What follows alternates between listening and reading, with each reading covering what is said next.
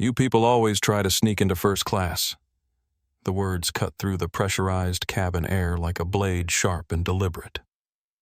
Marcus Hamilton delivers them with the confidence of a man who believes he's protecting something sacred. He stands over seat 1A, his perfectly pressed Pinnacle Airlines uniform reflecting the overhead lights. His smile vanishing the moment he thinks no one important is watching. What Marcus doesn't know is that in exactly 22 minutes, those 6 words will destroy his career, expose his bias, and change the airline industry forever. He doesn't know that the woman he's trying to humiliate owns the cargo contracts that pay his salary. He doesn't know that Captain Daniel Rivera is watching from the galley, or that Elena Morales in seat 3C has already started recording. All Marcus knows is what he sees: a black woman in a hoodie sleeping in first class, and in his mind, that's a problem that needs solving. But problems, as Marcus is about to learn, aren't always what they seem. Maya Thompson opens her eyes slowly, the kind of deliberate movement that comes from years of controlling rooms full of executives who underestimate her. At 36, she's built Velocity Logistics from a struggling courier service into a multi-billion-dollar freight empire. But right now, she doesn't look like a billionaire. She looks like a woman who hasn't slept in 72 hours. Her oversized gray cashmere hoodie is wrinkled from the airplane seat. Her black leggings are comfortable practical. Her worn sneakers have walked through cargo warehouses in 12 countries.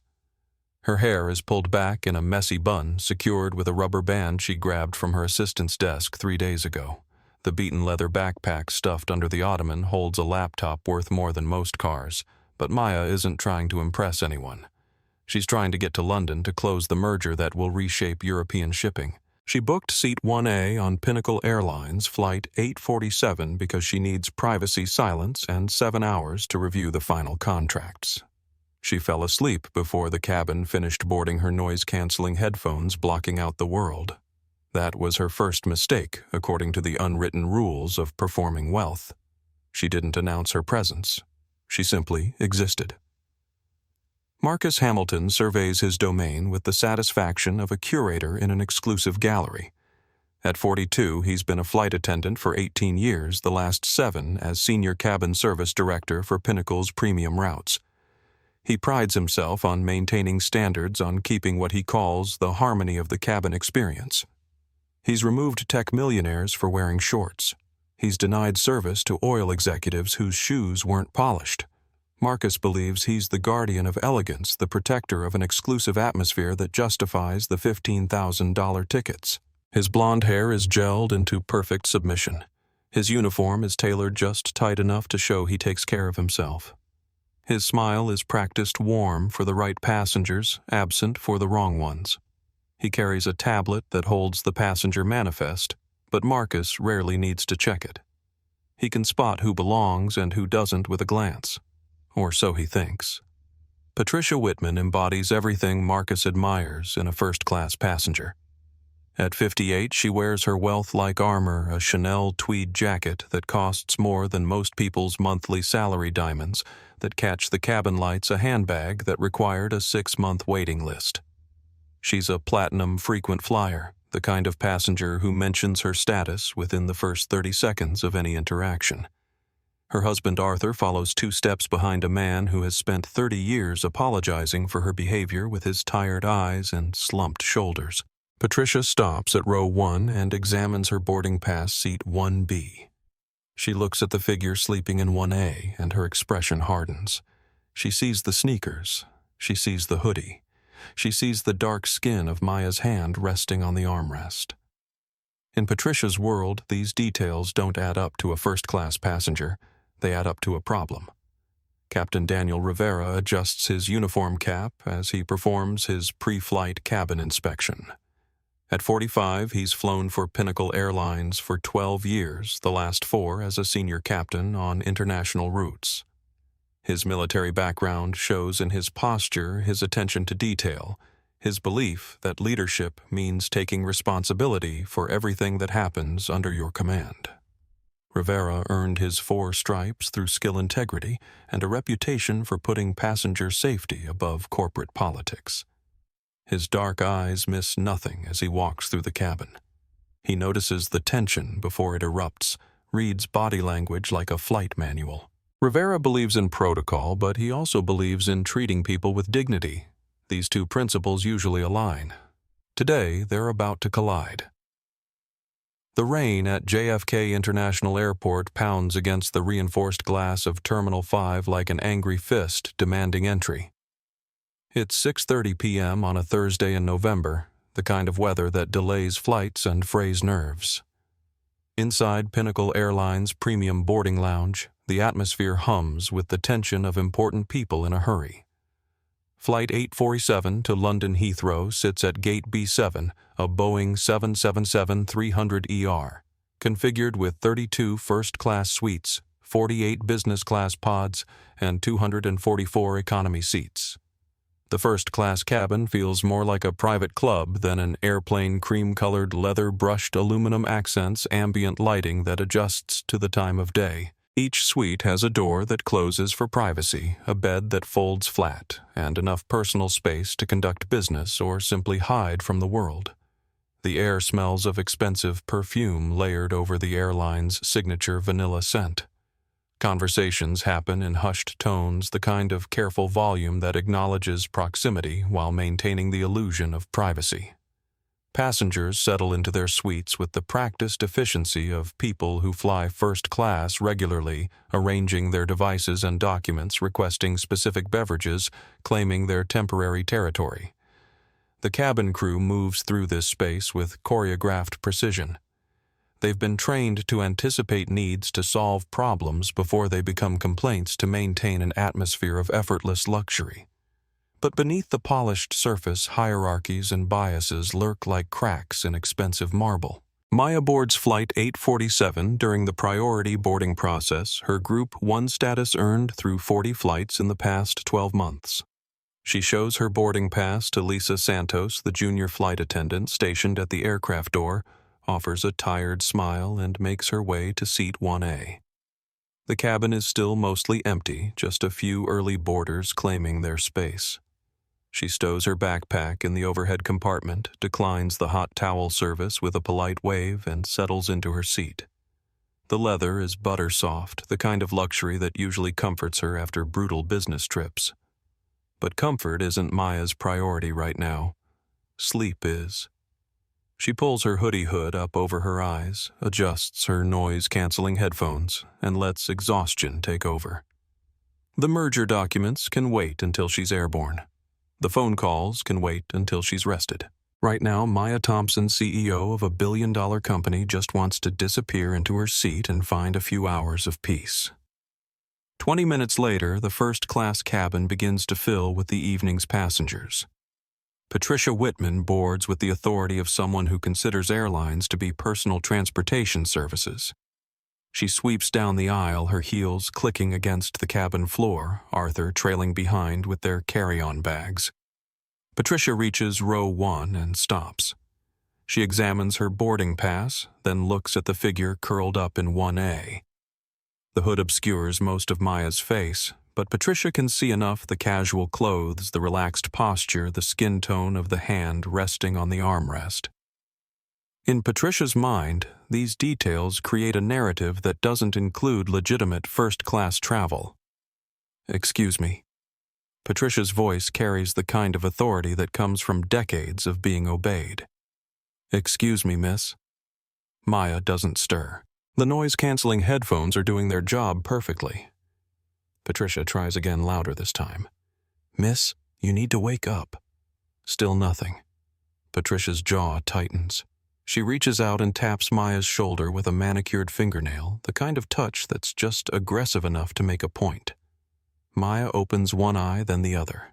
She slides the headphones down around her neck and looks up at Patricia with the patience of someone who has been interrupted too many times in her life. "Yes, you're in the wrong seat, dear." Patricia's smile doesn't reach her eyes. "This is first class. I think you're looking for the back of the plane." Maya blinks slowly, processing not just the words, but the tone, the implication, the assumption wrapped in false concern. I'm in seat 1A, Maya says evenly. I have a ticket. I'm sure you do, sweetie, but sometimes there are mix-ups. This section requires a different level of preparation. Patricia gestures vaguely at Maya's outfit. Perhaps you'd be more comfortable in economy, plus, it's still quite nice. Maya's expression doesn't change, but something shifts behind her eyes. She's heard this tone before, felt this particular brand of dismissal. The assumption that she doesn't belong delivered with a smile and wrapped in false kindness. I'm not moving, Maya says quietly. Patricia gasps a theatrical sound designed to draw attention. Arthur. Did you hear that? The attitude. Other passengers begin to notice the exchange. Elena Morales, a 29-year-old marketing director settling into seat 3C, looks up from her phone. Something about the interaction feels wrong, feels familiar. Elena has seen this dynamic before, lived it herself. She quietly opens her phone's camera app and begins recording. Just ignore it, Patricia. Arthur mumbles, sliding into seat 1B. She says she has a ticket. She does not have a ticket for this row. Patricia hisses loud enough for the entire cabin to hear. Look at her. People like that don't fly first class unless there's been some kind of error. The phrase hangs in the air like smoke. People like that. Maya removes her headphones completely and places them on the side table. When she speaks, her voice carries a new edge, the kind of quiet authority that comes from years of boardroom battles. Finish that sentence, Maya says. What exactly do you mean by people like that? Patricia's mouth opens and closes. Around the cabin, other passengers pretend to read their magazines while straining to hear every word. Elena's phone captures it all, the exchange already being uploaded to her Instagram story in real time. That's when Patricia presses the flight attendant call button. Not once, but 3 times in rapid succession, the electronic chime echoing through the cabin like an alarm. And that's when Marcus Hamilton makes the first decision that will destroy his career. Marcus Hamilton approaches row 1 with the smooth confidence of a man who believes he's about to solve a simple problem. He's handled situations like this before. Passengers in the wrong seats upgrade misunderstandings, the occasional glitch that puts someone where they don't belong. He prides himself on resolving these issues with minimal disruption to the cabin atmosphere. Good evening, Mrs. Whitman, he says, his professional smile firmly in place. I understand there's a concern about seating. Yes, Marcus, Patricia says, using his first name with the familiarity of a frequent flyer. This person claims to be in seat 1A, but obviously there's been some kind of mistake. She's been quite rude about it. Marcus looks down at Maya, taking in the hoodie, the casual clothes, the way she's settled into the premium seat like she belongs there. His internal algorithm processes the visual data: young black woman dressed casually sleeping in first class. The equation doesn't balance in his mind. Ma'am, I'm going to need to see your boarding pass, Marcus says. His tone is polite but firm, carrying the weight of airline authority. Maya looks up at him with tired eyes that have seen this script played out too many times. She reaches into her hoodie pocket and pulls out her phone, unlocking it with her thumbprint. Digital boarding pass, she says, holding up the screen. Maya Thompson, flight 847, seat 1A, Group 1 boarding. Marcus examines the screen, his brow furrowing slightly. The pass looks legitimate, but in his experience, anything digital can be manipulated. Screenshots can be doctored.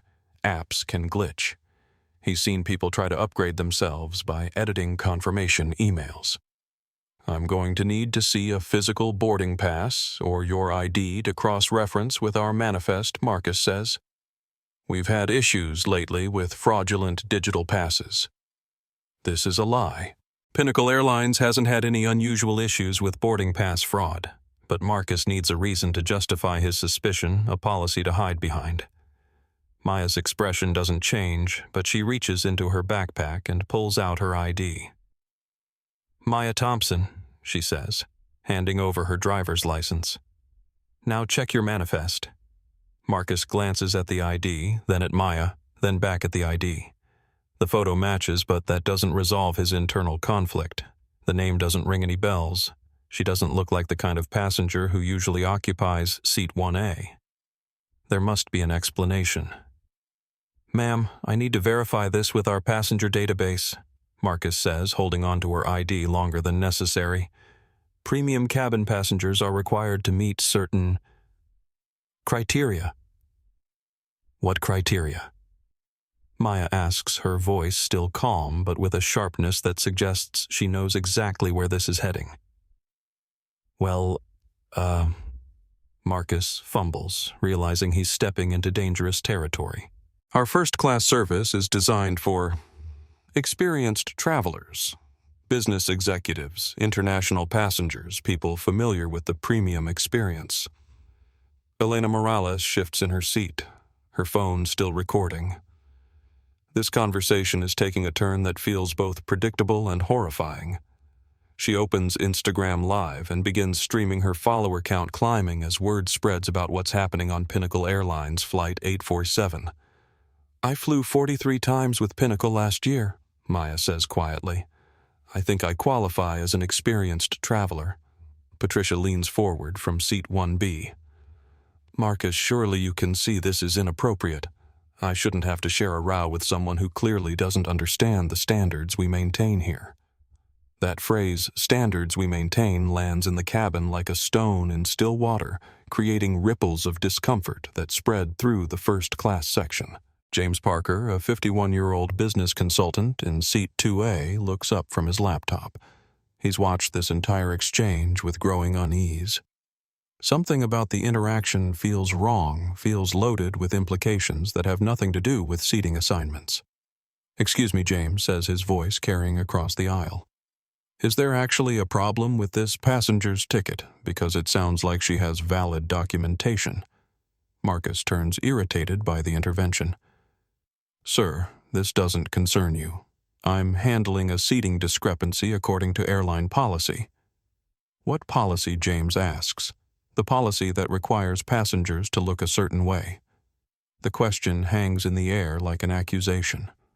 Marcus feels the weight of multiple gazes, the sense that this simple situation is spiraling beyond his control. He needs to reassert his authority to demonstrate that he's in charge of this cabin.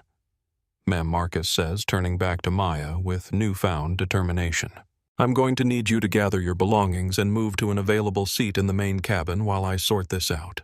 We have a schedule to maintain."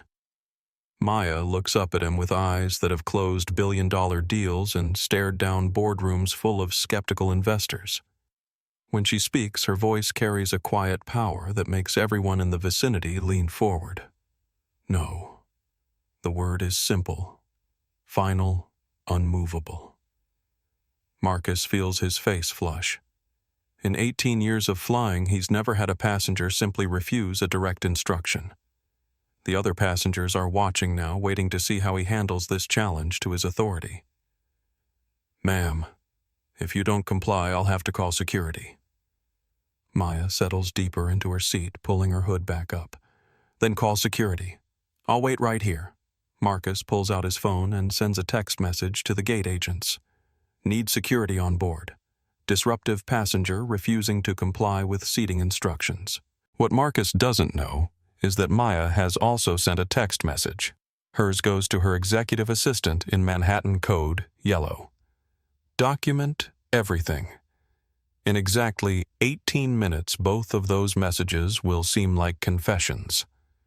Marcus Hamilton stares at his tablet, the passenger manifest glowing on the screen like evidence he doesn't want to see. He scrolls through the first-class passenger list. Once, then twice, his finger moving with the desperation of someone hoping reality will change if he just looks hard enough. There it is. Thompson Maya, Seat 1A, Priority 1 status, corporate account. The information contradicts everything his instincts tell him about the woman in the hoodie. Priority 1 status is reserved for Pinnacle's most valuable customers, people who spend more than $100,000 annually on flights. Corporate accounts belong to major businesses, the kind that book entire cabins for executive travel. Marcus's thumb hovers over Maya's name on the screen. He could tap it, reveal the full passenger profile, see the booking details that would settle this once and for all. But admitting he was wrong now in front of Patricia Whitman and a cabin full of watching passengers would shatter his carefully maintained image as the arbiter of first-class standards. Instead, Marcus makes his second career-ending decision of the evening. He walks back to Maya's seat with his tablet closed to the passenger manifest, hidden like inconvenient evidence. "Ma'am, there seems to be a discrepancy in our seating process," Marcus announces loudly enough for the surrounding passengers to hear. "Your name doesn't appear on our premium cabin manifest. This is a lie delivered with the confidence of someone who has practiced justifying the unjustifiable." Maya's name is clearly listed in the manifest, but Marcus has learned that people rarely question airline employees who speak with authority. "That's impossible," Maya says, not moving from her seat. "I booked this ticket 3 hours ago. Check your process again. I've checked multiple times." Marcus continues building his false narrative. "Our process shows this seat as unoccupied. I'm going to need to verify your eligibility for premium cabin service." The word eligibility hangs in the air like a challenge. Several passengers shift uncomfortably in their seats. Elena Morales, still streaming live on Instagram, whispers into her phone. He's claiming she's not on the manifest. But how would she have gotten past the gate agents? Sofia Martinez, a 33-year-old emergency room physician in seat 2C, looks up from her medical journal. She's seen enough human behavior to recognize the signs of institutional bias dressed up as procedure. Sophia pulls out her phone and begins typing a detailed account of what she's witnessing, copying airline customer service, the FAA, and several civil rights organizations. Sir Sophia calls out to Marcus, her voice carrying the authority of someone who makes life and death decisions daily.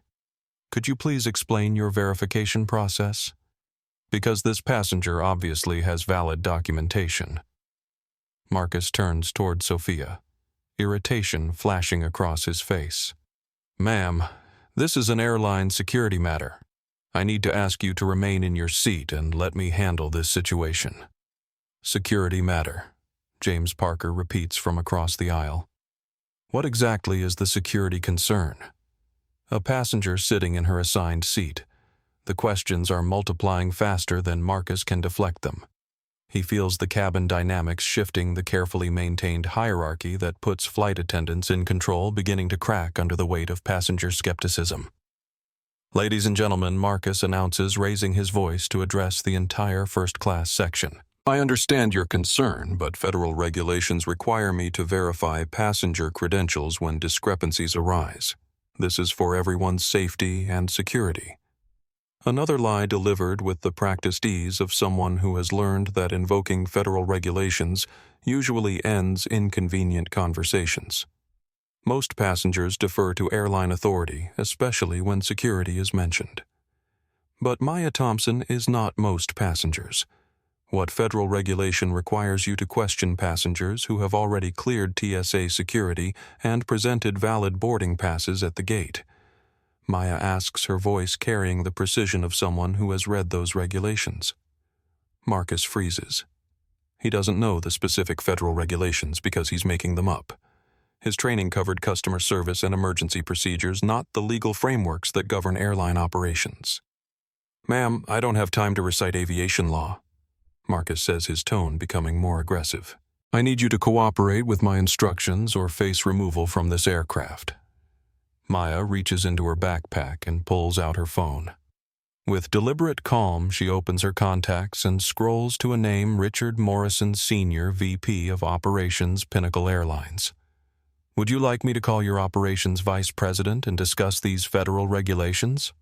Maya asks, holding up the phone so Marcus can see the contact. "I have his personal number."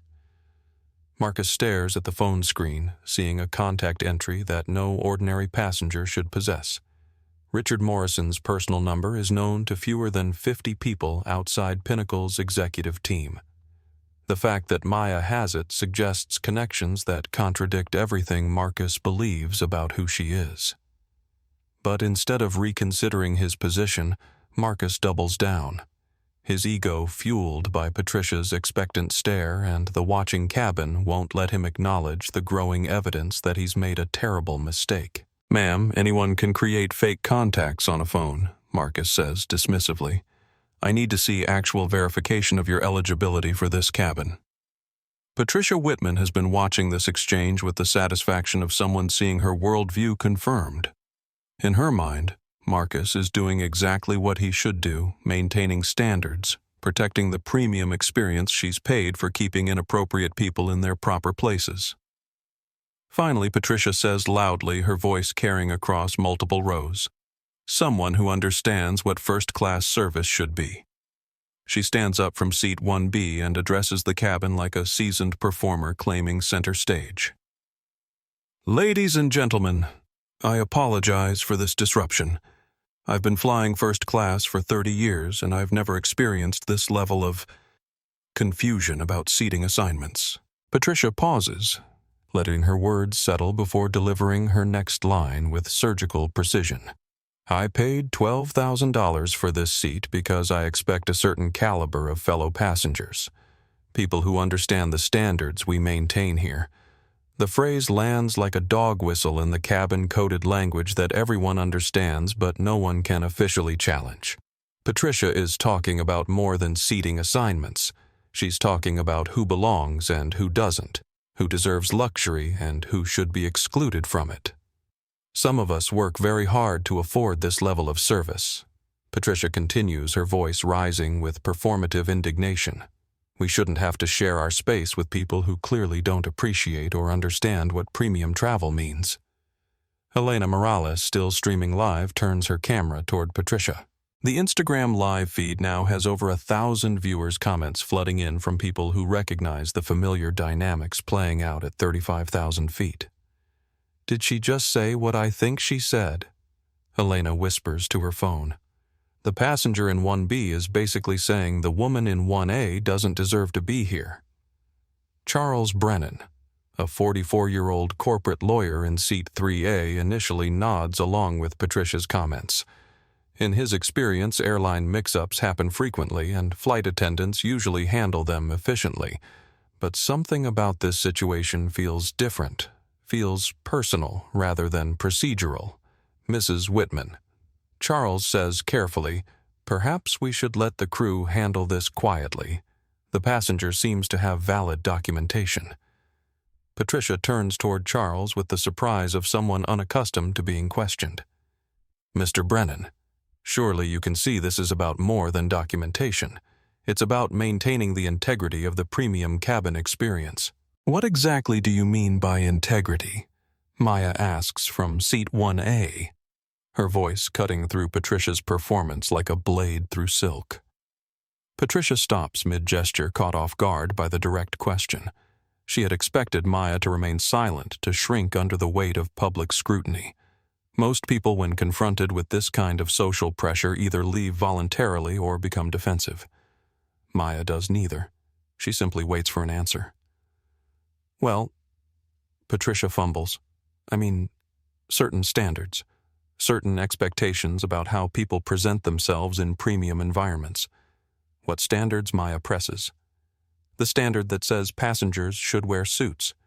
The standard that says hoodies aren't allowed in first class. Help me understand which airline policy you're referencing.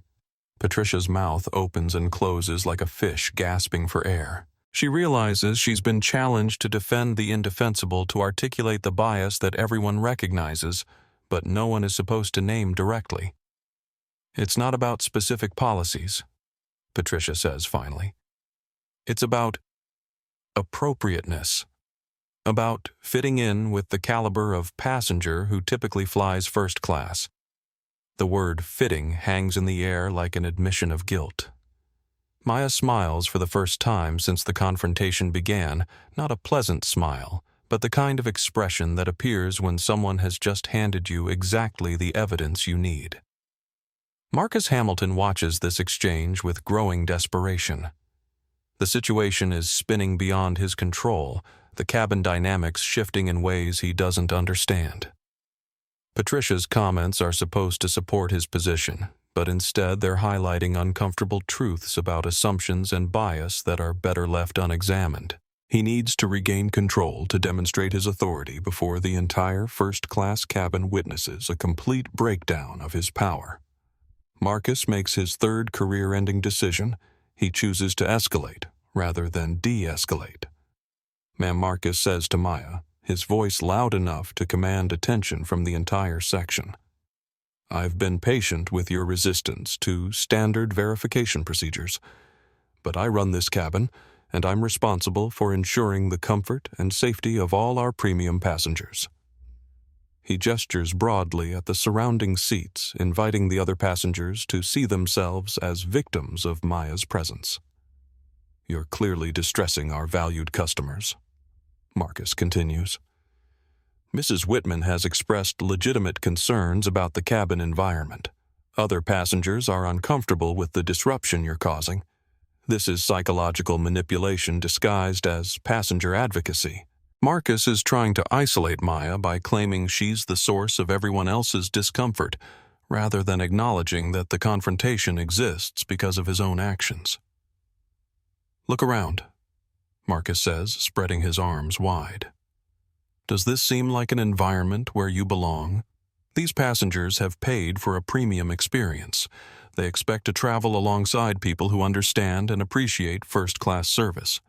The coded language is becoming less coded, more direct. Marcus is essentially arguing that Maya doesn't look like she belongs in first class, doesn't fit the visual profile of a premium passenger. Maya looks around the cabin, making eye contact with each passenger in turn. She sees Elena still recording Sophia taking notes, James looking uncomfortable but supportive, Charles wavering between social pressure and moral clarity, Patricia smirking with satisfaction. When Maya speaks, her voice carries the kind of quiet power that fills boardrooms and commands attention without volume. Mr. Hamilton, she says, reading his name tag deliberately. I've been flying first class for 8 years. I've accumulated over 500,000 miles on Pinnacle Airlines alone. I've never once had a flight attendant question my right to occupy the seat I purchased. She pauses, letting that information settle before continuing.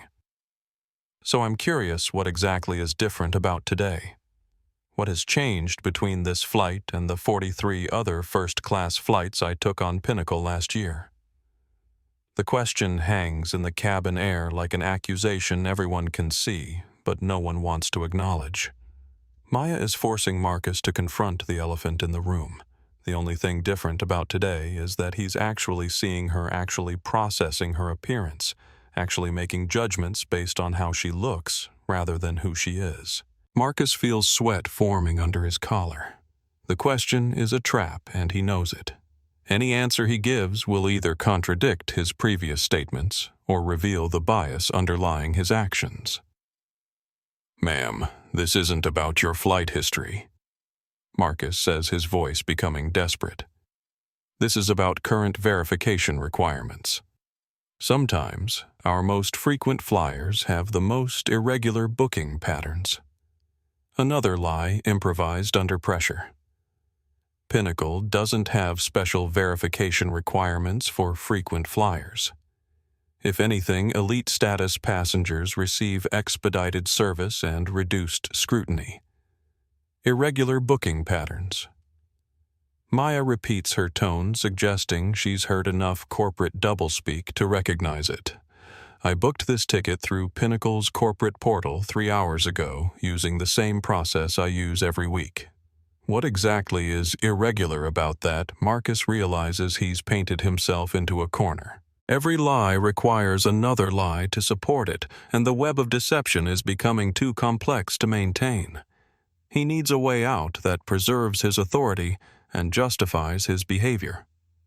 That's when Marcus makes his fourth and final career-ending decision. He reaches for his radio and calls for backup. "This is cabin crew to operations," Marcus says into his handset, his voice carrying across the first-class section. "I need gate security on board immediately. I have a passenger refusing to comply with verification procedures and creating a disturbance in the premium cabin." The radio call galvanizes the cabin like an electric shock. The abstract concept of discrimination becomes concrete reality. Security forces are being summoned to remove a black woman from first class because a flight attendant doesn't believe she belongs there. Elena Morales stops whispering to her phone and addresses her Instagram Live audience directly. "Okay, this is happening. Pinnacle Airlines is calling security to remove a passenger who has valid documentation and has done nothing except exist in first class while black." Her follower count climbs past 2,000 as viewers share the stream across social media platforms. Comments flood in from people sharing similar experiences, offering legal advice demanding accountability. Sofia Martinez stands up from her seat, her medical training overriding her desire to remain uninvolved.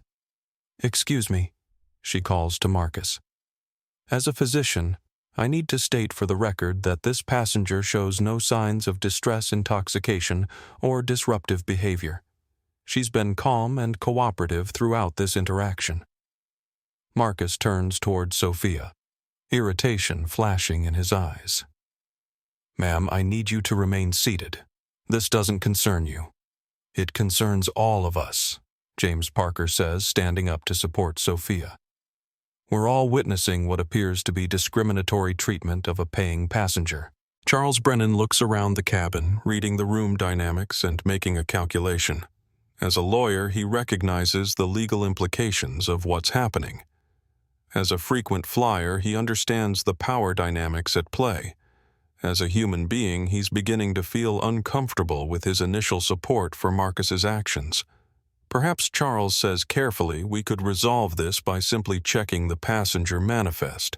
If there's really a process error, it should be easy to verify. Marcus clutches his tablet tighter, the device that holds the evidence that would immediately resolve this situation in Maya's favor.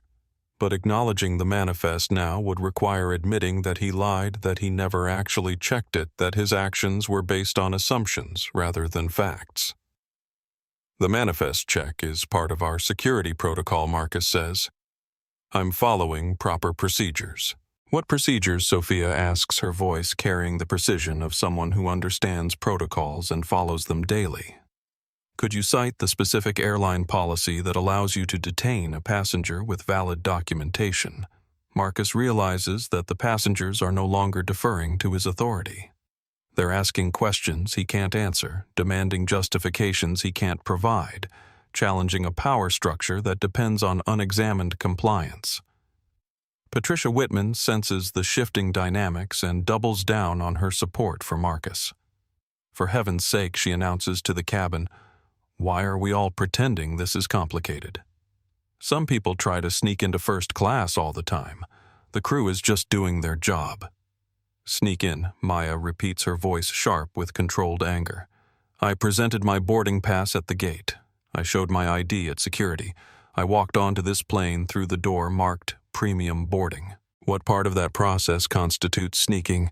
Patricia's face flushes red. She hadn't intended to be so direct, hadn't meant to reveal the underlying assumptions quite so clearly. "Well, you have to admit," Patricia says, her voice becoming higher and more defensive, "you don't exactly look like our usual first-class passengers."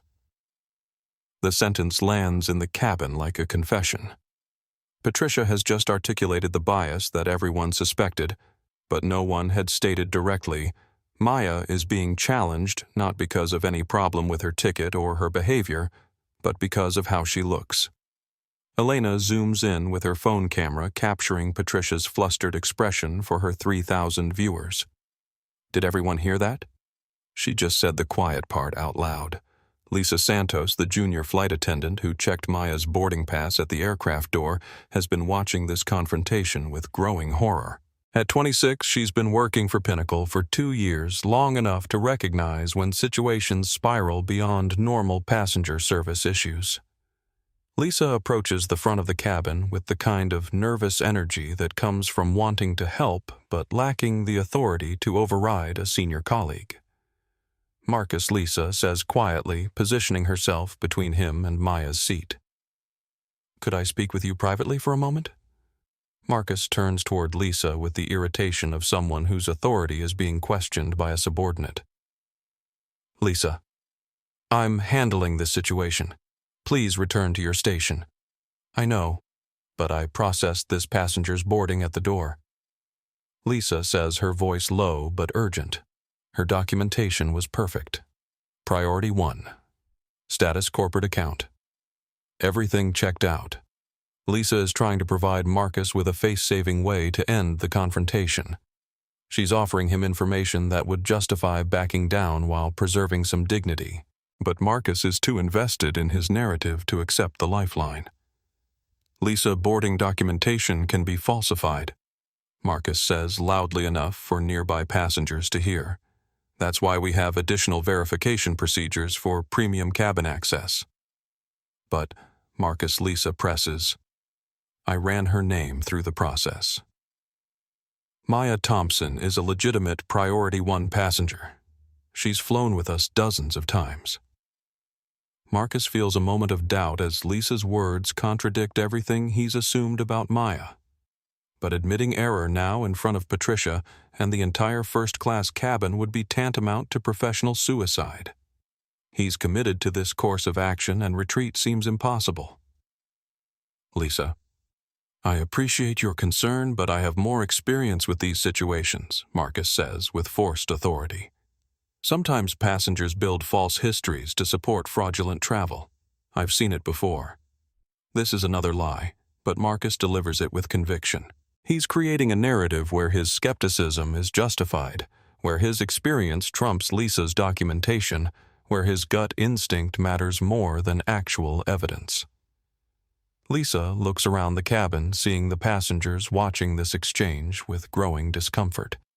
She recognizes that this situation is about to become much worse, and she makes one last attempt at intervention.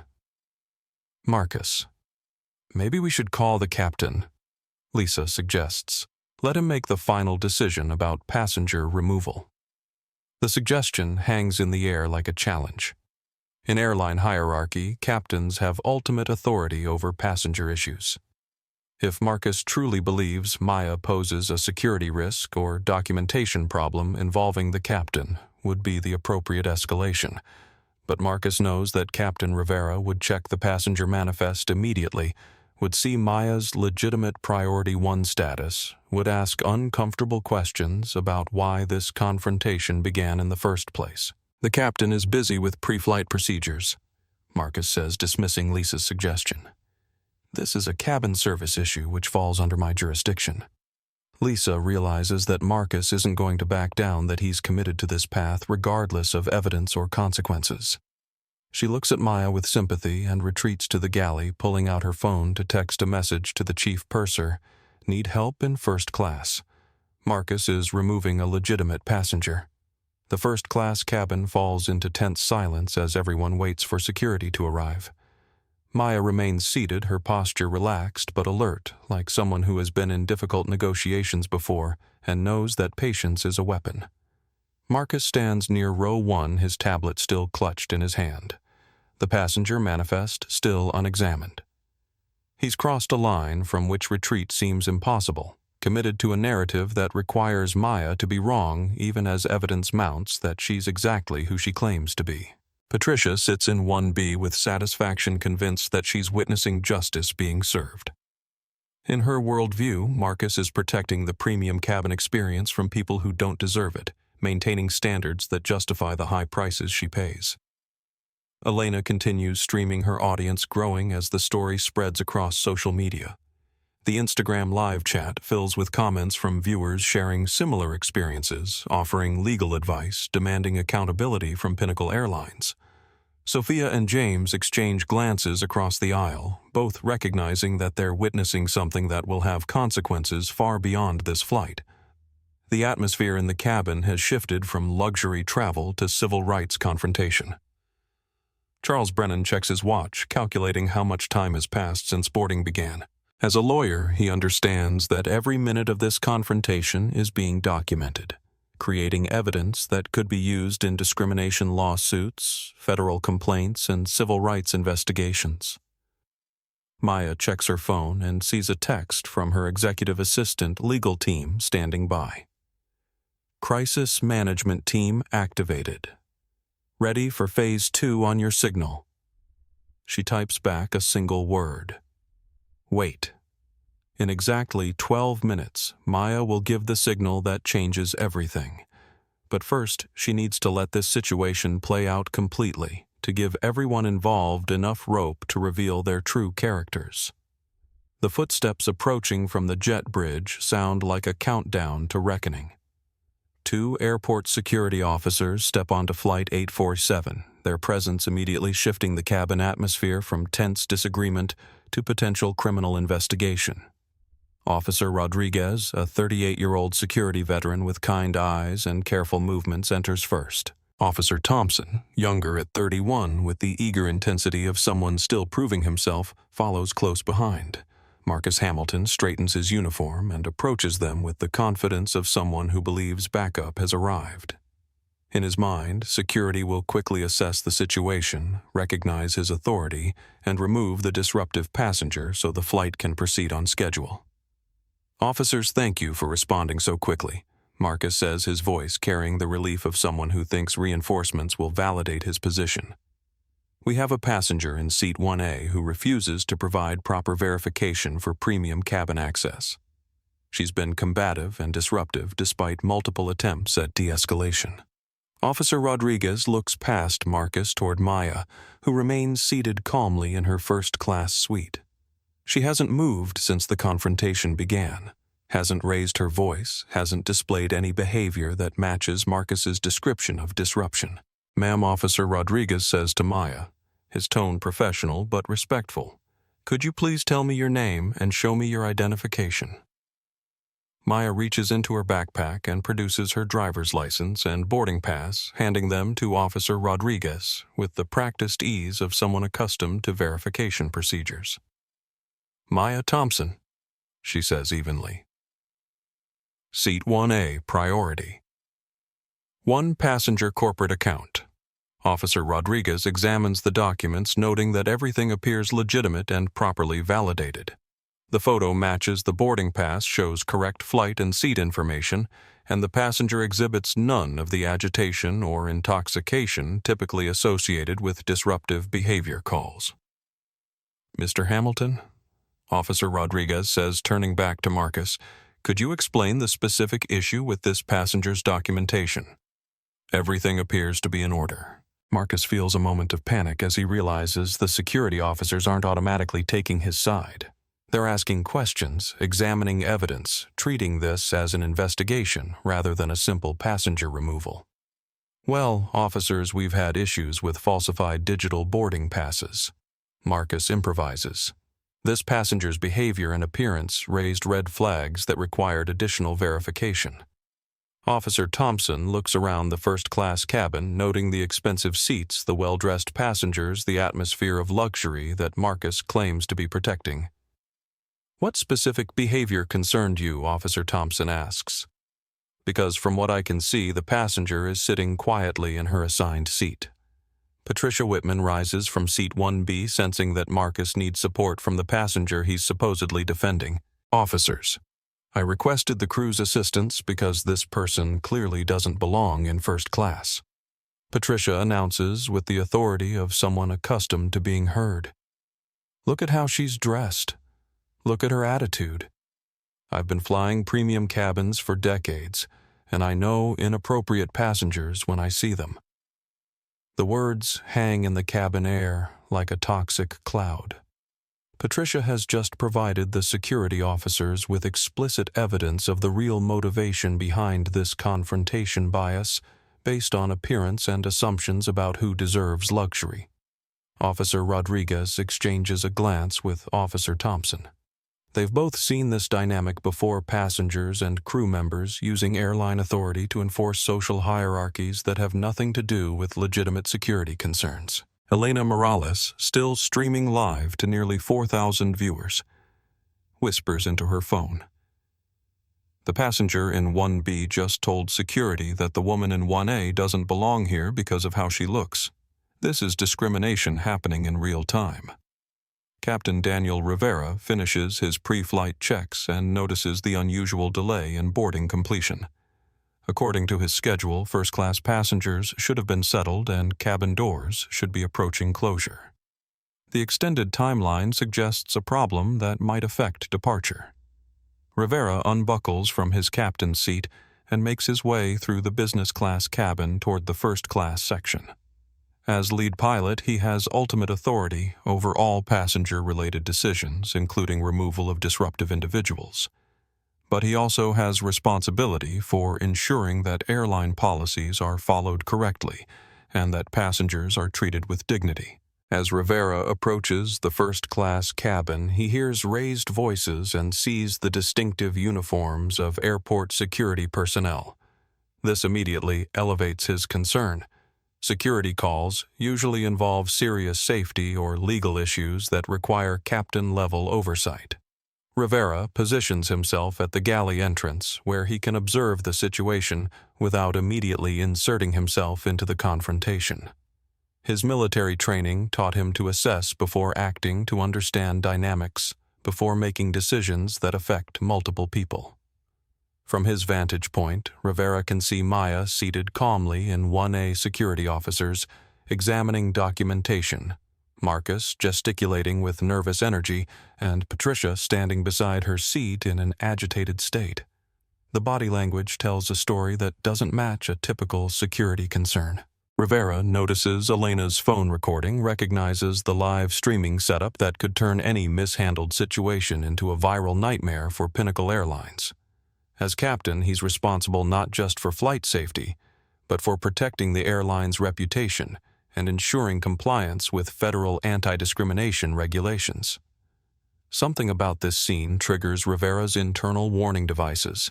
In 12 years of flying commercial aviation, he's learned to recognize the difference between legitimate security concerns and bias-motivated confrontations disguised as policy enforcement.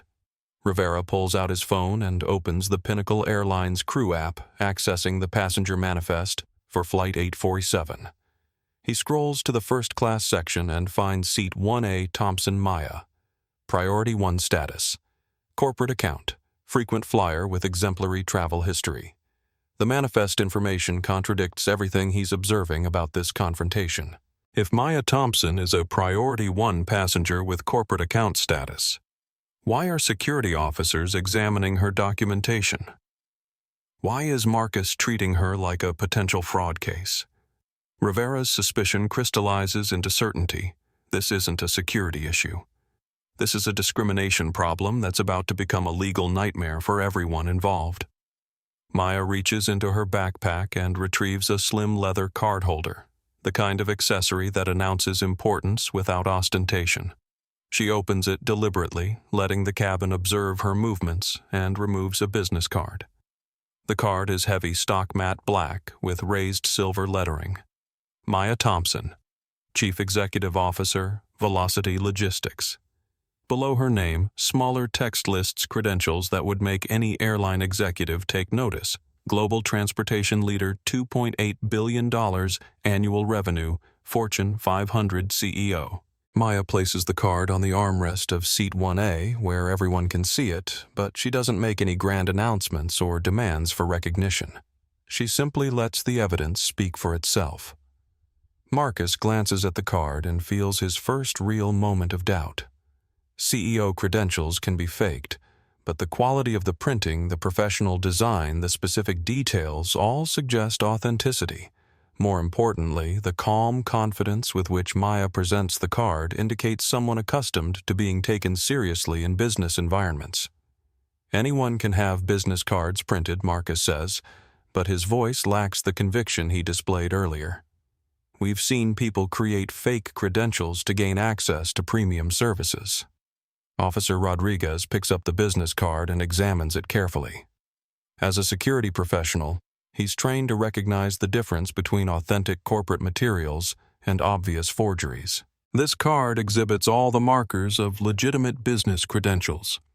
Ma'am, Officer Rodriguez says to Maya, "Could you provide any additional verification of your identity or business affiliation?" Maya unlocks her phone and opens her email application, showing Officer Rodriguez her inbox. The screen displays dozens of messages with subject lines that immediately capture attention. European Merger Final Terms Board Meeting, Q4 Results, Regulatory Approval, Amsterdam Terminal. These aren't the emails of someone pretending to be a CEO. They're the communications of someone actively running a major corporation, dealing with transactions worth hundreds of millions of dollars. "This is my corporate email," Maya explains calmly. Velocity Logistics is the third largest freight company in North America. We have exclusive cargo contracts with Pinnacle Airlines worth approximately $240 million annually. The number lands in the cabin like a bombshell. $240 million represents more revenue than most airlines generate from entire routes. If Maya is telling the truth, she's not just a passenger, she's a business partner whose decisions directly affect Pinnacle's financial health. Marcus stares at the phone screen, seeing email headers that suggest corporate relationships he never imagined. His worldview begins to crack as reality intrudes on his assumptions about who Maya Thompson actually is.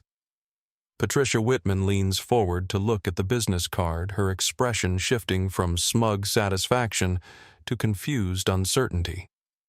She had assumed Maya was someone trying to gain access to privileges she hadn't earned, but the evidence suggests exactly the opposite. Velocity Logistics. Patricia says, recognition dawning in her voice. "I've heard of that company. They handle shipping for half the Fortune 500.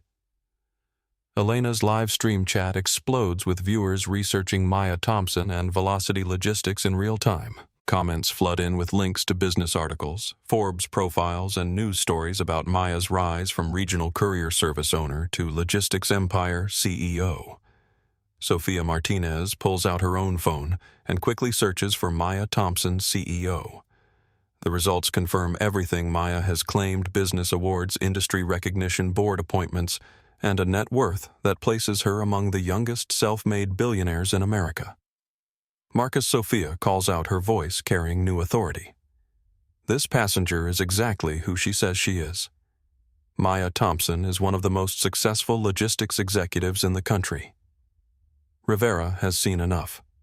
The confrontation has moved beyond simple misunderstanding into potential civil rights violation, and as captain, he has both the authority and responsibility to intervene before the situation causes irreparable damage to passengers and airline alike. Rivera steps out of the galley and approaches the first-class section with the measured stride of someone accustomed to command authority. His presence immediately shifts the cabin dynamics. Pilots carry different weight than flight attendants in airline hierarchy, and captain's authority supersedes all other crew members. "Good evening," Rivera announces, his voice carrying clearly through the cabin. "I'm Captain Rivera, and I'll be flying this aircraft to London tonight." He addresses the security officers first, establishing his jurisdiction over the situation. "Officers, I understand there's been a concern about passenger documentation. As captain, I have ultimate responsibility for all passenger-related decisions on this aircraft. Could you brief me on the current situation?" Officer Rodriguez welcomes the captain's intervention, recognizing that pilot oversight usually leads to more rational resolution of airline disputes. "Captain, we were called to verify a passenger's documentation, but everything appears to be legitimate," Officer Rodriguez reports. "The passenger has valid ID, proper boarding pass, and what appears to be authentic business credentials indicating she's a corporate executive." Rivera nods, then turns to Marcus with the kind of direct gaze that demands honest answers. "Mr. Hamilton, could you explain the specific policy concern that initiated this verification process?" Marcus realizes he's facing someone who can't be deflected with vague references to regulations or security procedures. Captains know airline policies intimately understand federal requirements precisely, and have access to information devices that reveal truth immediately.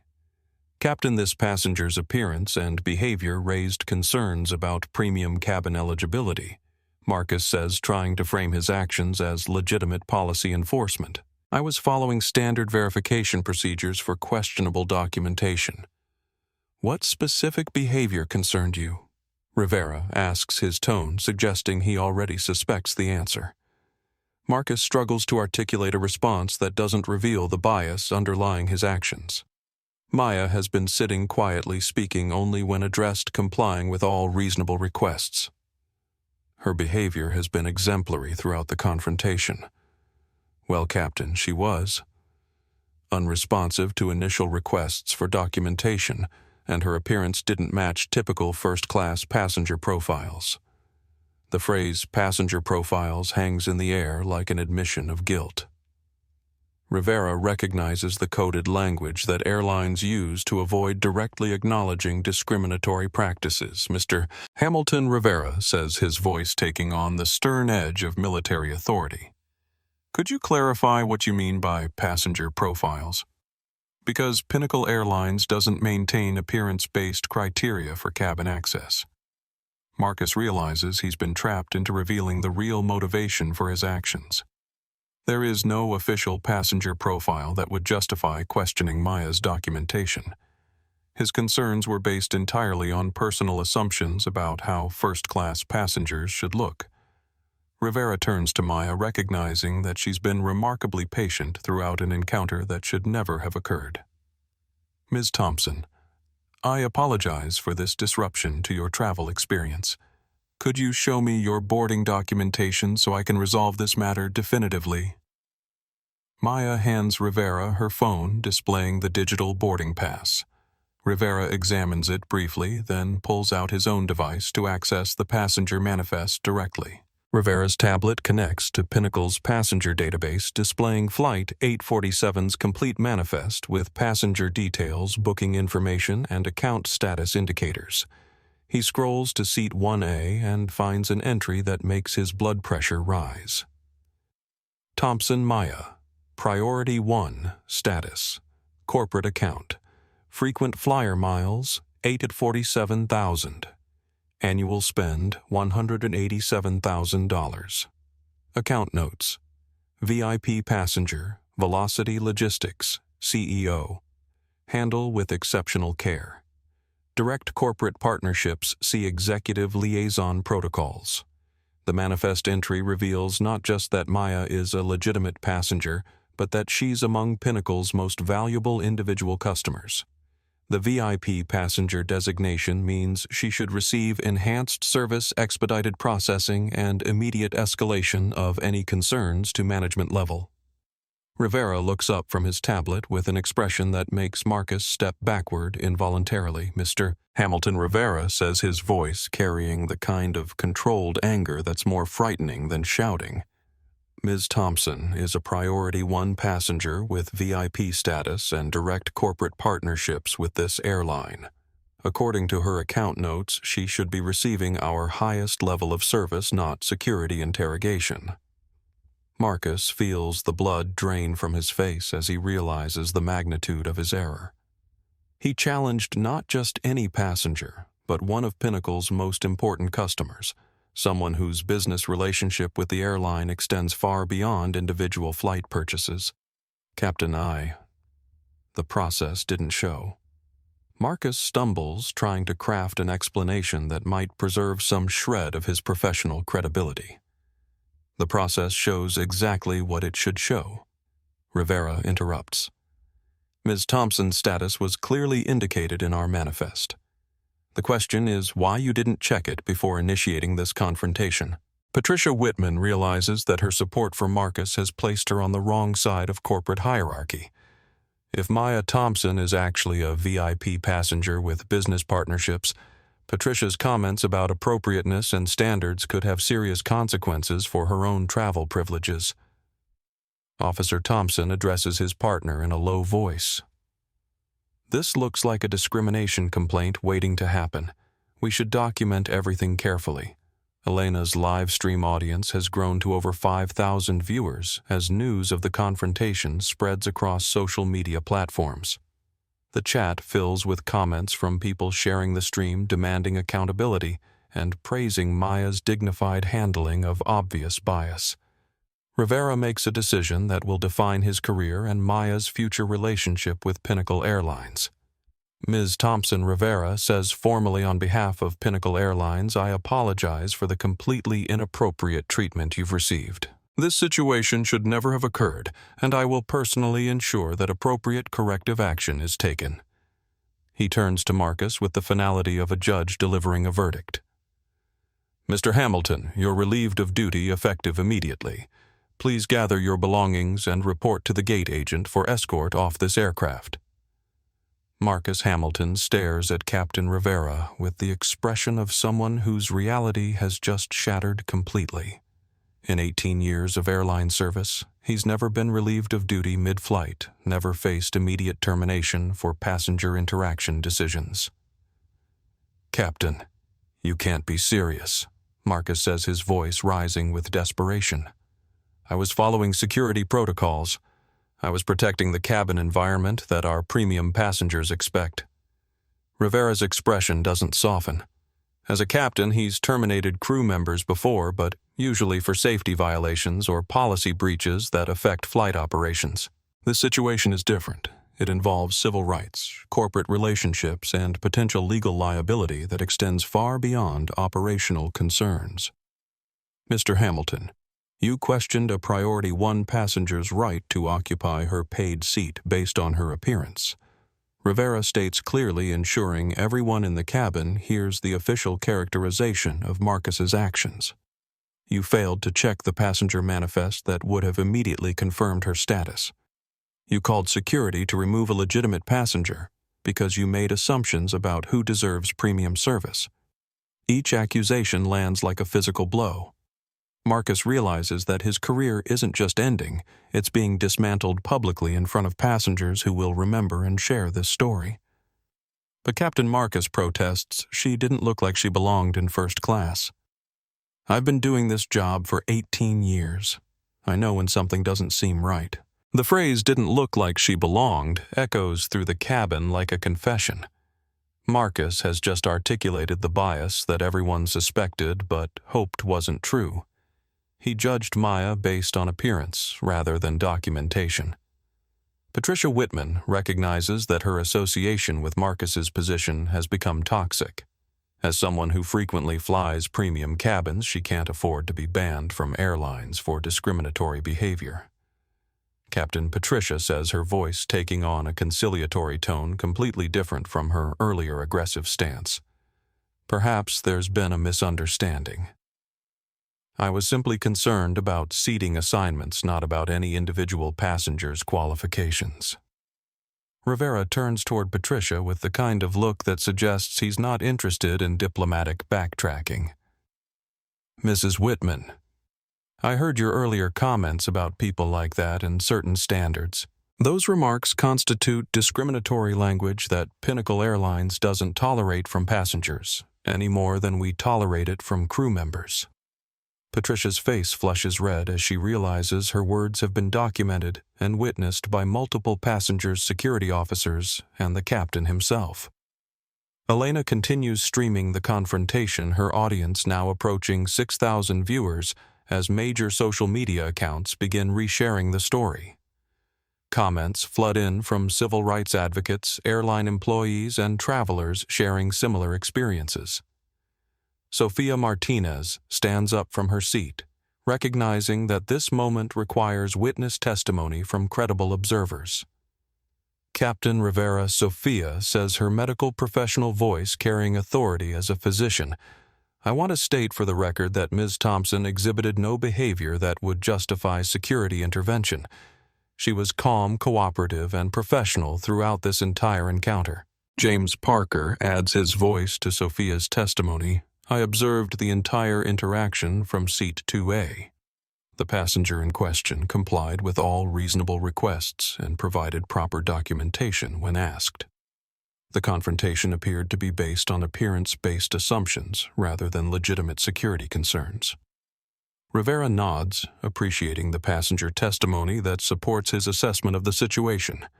Mr. Hamilton Rivera says, returning his attention to Marcus, you have 5 minutes to collect your personal belongings and exit this aircraft.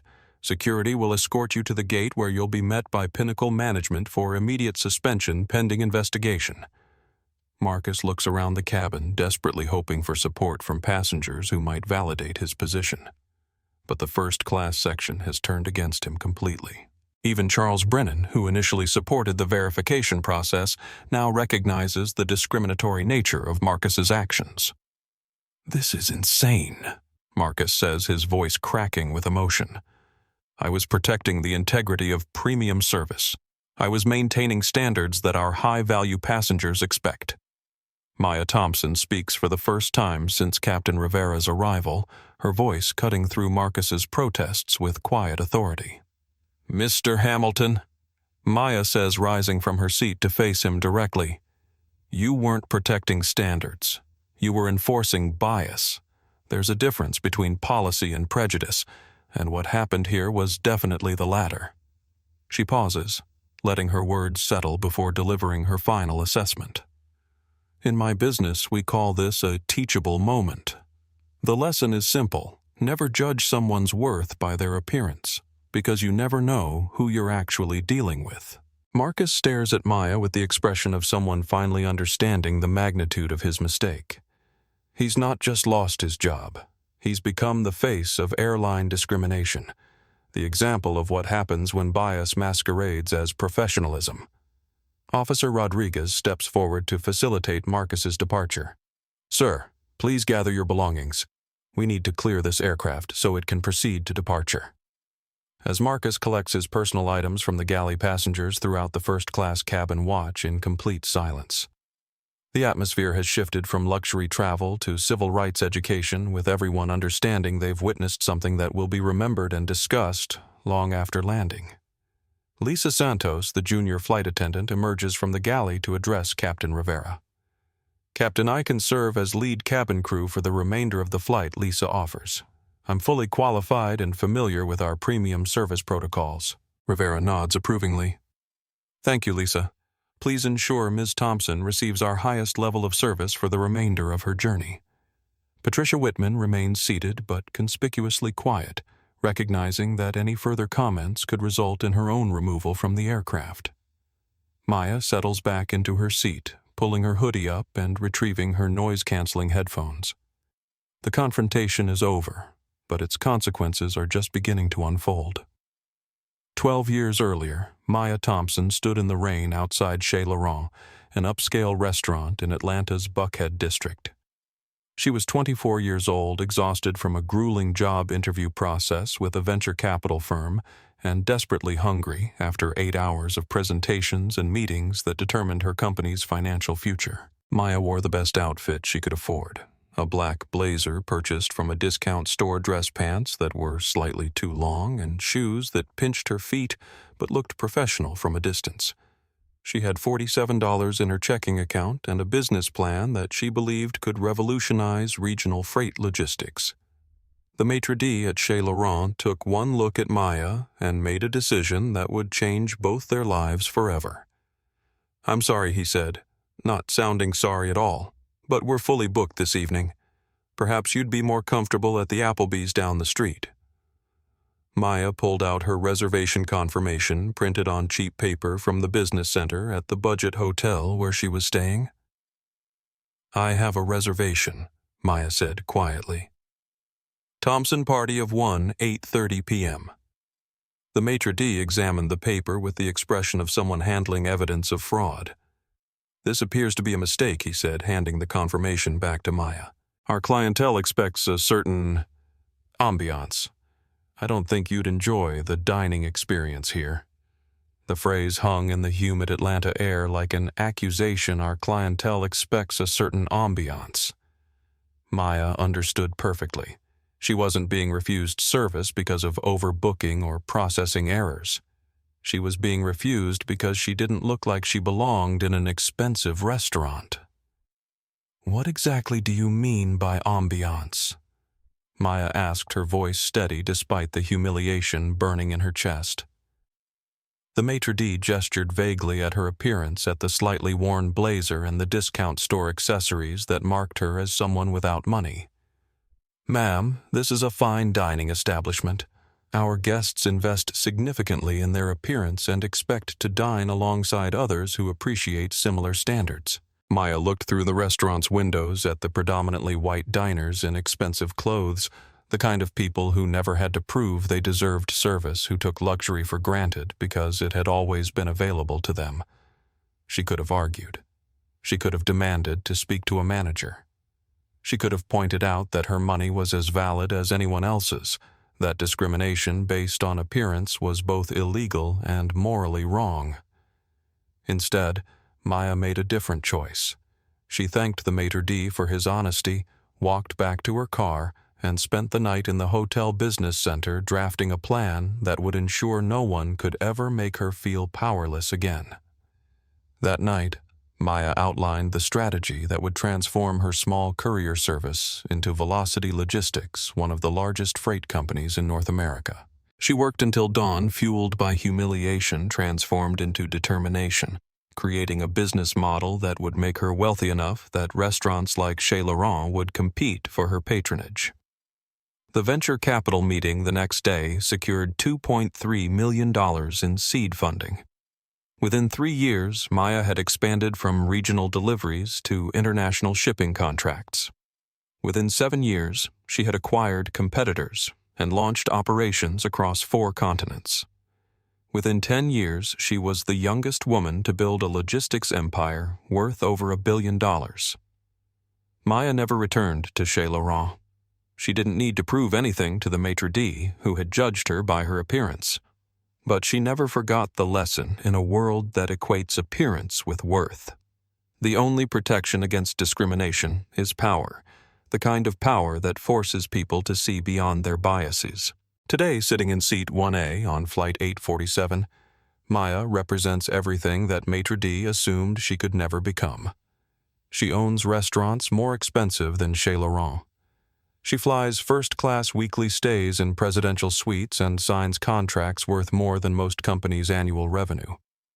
But Maya still remembers being 24 years old and hungry, standing in the rain because someone decided she didn't deserve service. That memory drives her response to Marcus Hamilton's discrimination not with anger or revenge, but with the quiet power that comes from turning humiliation into success. Marcus Hamilton's discriminatory behavior didn't emerge suddenly on Flight 847. It developed gradually, reinforced by a process that allowed bias to masquerade as professional judgment, and enabled by management that prioritized customer complaints over employee accountability. 3 years earlier, Marcus removed a young Latino man from first class because the passenger was wearing basketball shorts and a tank top. Marcus justified the action by citing Pinnacle's dress code policy, which requires passengers to be appropriately attired for premium cabin service. The policy language was vague enough to allow subjective interpretation, and Marcus interpreted it strictly when passengers didn't match his expectations about first-class demographics. He never questioned white passengers wearing casual clothes, but consistently found dress code violations when passengers of color occupied premium seats. 2 years ago, Marcus delayed departure for 30 minutes while demanding additional verification from an elderly black woman who had purchased a last-minute first-class upgrade. He claimed her credit card looked suspicious and insisted on calling the bank to confirm the transaction. The woman, a retired professor traveling to her granddaughter's graduation, was humiliated by the public questioning of her creditworthiness. She filed a complaint with Pinnacle's customer service, but Marcus's supervisor characterized the incident as appropriate caution regarding fraudulent transactions. The complaints accumulated in Marcus's personnel file, questioning documentation from passengers of color, demanding additional verification for legitimate tickets, making assumptions about who belonged in premium cabins. But Pinnacle's management consistently supported Marcus's actions, viewing them as careful attention to service standards rather than discriminatory enforcement.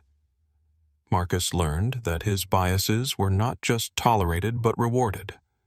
Passengers who complained about his treatment were dismissed as oversensitive. Colleagues who questioned his judgment were told that Marcus was protecting the airline from fraud and maintaining cabin atmosphere that justified premium pricing. The process enabled Marcus's behavior by providing him with policies flexible enough to justify discriminatory actions and management support that interpreted customer complaints as unreasonable grievances rather than evidence of bias. Marcus never saw himself as discriminatory. He viewed his actions as professional judgment, as protecting Pinnacle's brand and maintaining standards that separated first class from economy service. In his mind, he was the guardian of an exclusive experience that passengers paid premium prices to enjoy. But Marcus's pattern revealed the truth. He consistently questioned passengers whose appearance didn't match his expectations about wealth, education, and social status. He never demanded additional verification from white passengers, never doubted the creditworthiness of people who looked like him, never wondered if passengers in expensive clothes truly belonged in first class. The confrontation with Maya Thompson represents the culmination of years of unchecked bias, the moment when Marcus's discriminatory pattern finally encountered someone with the power and platform to expose it publicly. The relationship between Velocity Logistics and Pinnacle Airlines extends far beyond Maya's individual travel preferences. It represents a business partnership worth hundreds of millions of dollars annually, the kind of corporate connection that influences airline policies, route planning, and executive decision-making. 5 years ago, Pinnacle Airlines was struggling with freight revenue, losing cargo contracts to competitors who offered more reliable service and better pricing. The airline's cargo division was operating at a loss, threatening to drag down overall profitability and potentially forcing route cancellations. Maya Thompson approached Pinnacle's executives with a proposal that would revolutionize their freight operations' exclusive cargo contracts worth $240 million annually in exchange for guaranteed capacity, priority handling, and integration with Velocity's global logistics network. The partnership transformed Pinnacle's financial position. Velocity's shipping volume filled cargo holds that had been flying partially empty, generating revenue that subsidized passenger operations and enabled route expansion. The steady cash flow from freight contracts provided stability during economic downturns and allowed Pinnacle to compete more aggressively with larger airlines. Maya's personal travel represented just a fraction of her relationship with Pinnacle, but it served as a visible symbol of the broader partnership. Her priority, one's status, reflected not just individual flight purchases, but her role as a key business ally whose satisfaction directly affected corporate revenue. The integration between Velocity and Pinnacle extended beyond simple shipping arrangements. The companies shared cargo facilities, coordinated scheduling to optimize freight capacity, and collaborated on international route planning that served both passenger and cargo demand. Maya personally influenced decisions about aircraft purchases, route expansions, and service improvements that affected thousands of Pinnacle employees and millions of passengers. Her recommendations carried weight with airline executives because her business success validated her operational expertise. When Marcus Hamilton questioned Maya's right to occupy Seat 1A, he wasn't just discriminating against an individual passenger. He was insulting a business partner whose decisions affected Pinnacle's financial health, whose contracts employed hundreds of airline workers, whose strategic input shaped the company's future. The corporate stakes of this discrimination incident extend far beyond individual hurt feelings or civil rights violations. Maya's response to her treatment could influence contract renewals, recommend alternative airline partners to other logistics companies, or simply demonstrate that Pinnacle doesn't deserve the business relationships that keep it profitable. The confrontation on Flight 847 represents multiple layers of consequences that extend far beyond the immediate passenger conflict. For Maya, the incident tests whether her success provides protection against the same discrimination she experienced as a struggling entrepreneur. Maya's response to Marcus's bias will influence how other business leaders perceive Pinnacle Airlines' corporate culture. If a company treats its most valuable business partners with discrimination, What does that suggest about its treatment of employees, smaller customers, and community stakeholders? For Marcus, the stakes involve more than just employment termination. His actions have been documented on social media, witnessed by multiple passengers, and recorded in airline reports that could affect his ability to work in the aviation industry anywhere.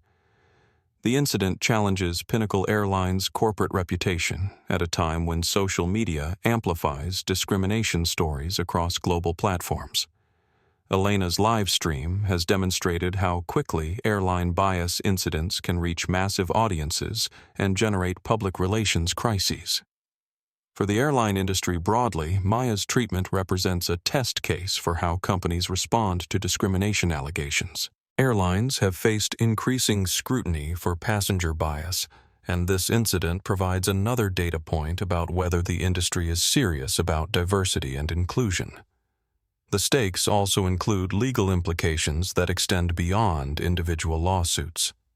Federal regulations prohibit discrimination in public transportation, and airline bias incidents can trigger regulatory investigations, policy changes, and congressional oversight that affects the entire industry. For Maya personally, this incident represents a choice between quiet acceptance and public accountability. Her wealth and status provide her with options unavailable to most discrimination victims.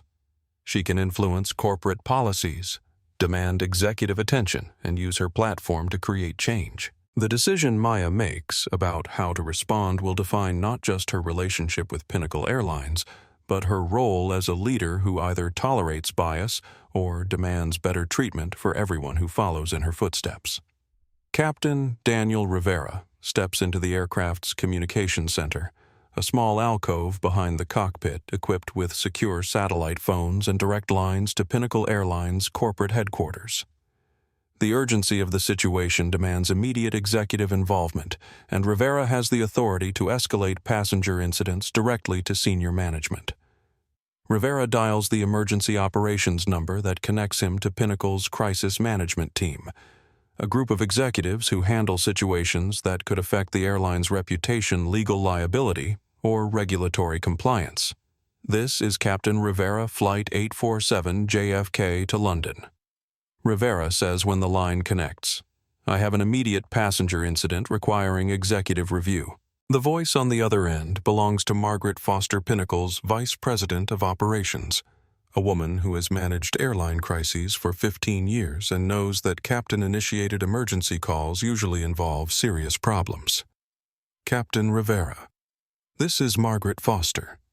What's the nature of your passenger incident, ma'am? I have a Priority 1 passenger who was subjected to discriminatory treatment by cabin crew. Rivera explains his military precision evident in every word. The passenger is Maya Thompson, CEO of Velocity Logistics, our cargo partner. She was questioned, threatened with removal, and had security called because a flight attendant assumed she didn't belong in first class. The silence on the line stretches for several seconds as Foster processes the implications. Velocity Logistics represents one of Pinnacle's most important business relationships, and Maya Thompson personally signs contracts worth hundreds of millions of dollars annually. "Captain, please tell me this is a misunderstanding," Foster says, but her tone suggests she already knows the truth. "Ma'am, I wish it were," Rivera continues. "I've reviewed the passenger manifest, observed the confrontation, and interviewed witnesses. This is a clear case of appearance-based discrimination against one of our most valuable customers." Foster immediately patches in Jonathan Torres, Pinnacle's CEO, who answers from his corporate jet somewhere over the Atlantic. Torres has built his career on strategic partnerships and corporate relationships, and the thought of losing Velocity's business due to employee discrimination makes his stomach turn. "Daniel, this is Jonathan Torres." The CEO's voice crackles through the satellite connection. "Margaret briefed me on the situation. How serious is this?" Rivera looks through the cockpit door toward the first-class cabin where Maya sits quietly reviewing documents on her laptop while Marcus collects his belongings under security escort. "Sir, it's serious enough that I've relieved the senior flight attendant of duty and had him removed from the aircraft," Rivera reports. Multiple passengers witnessed discriminatory language and behavior. The incident was live-streamed on social media to thousands of viewers.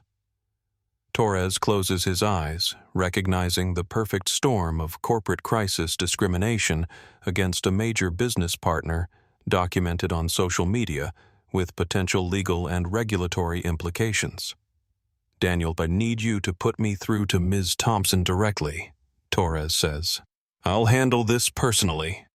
Rivera returns to the first-class cabin and approaches Maya's seat with the kind of deference typically reserved for heads of state. "Ms. Thompson, I have Jonathan Torres, Pinnacle's CEO, on the line," Rivera announces.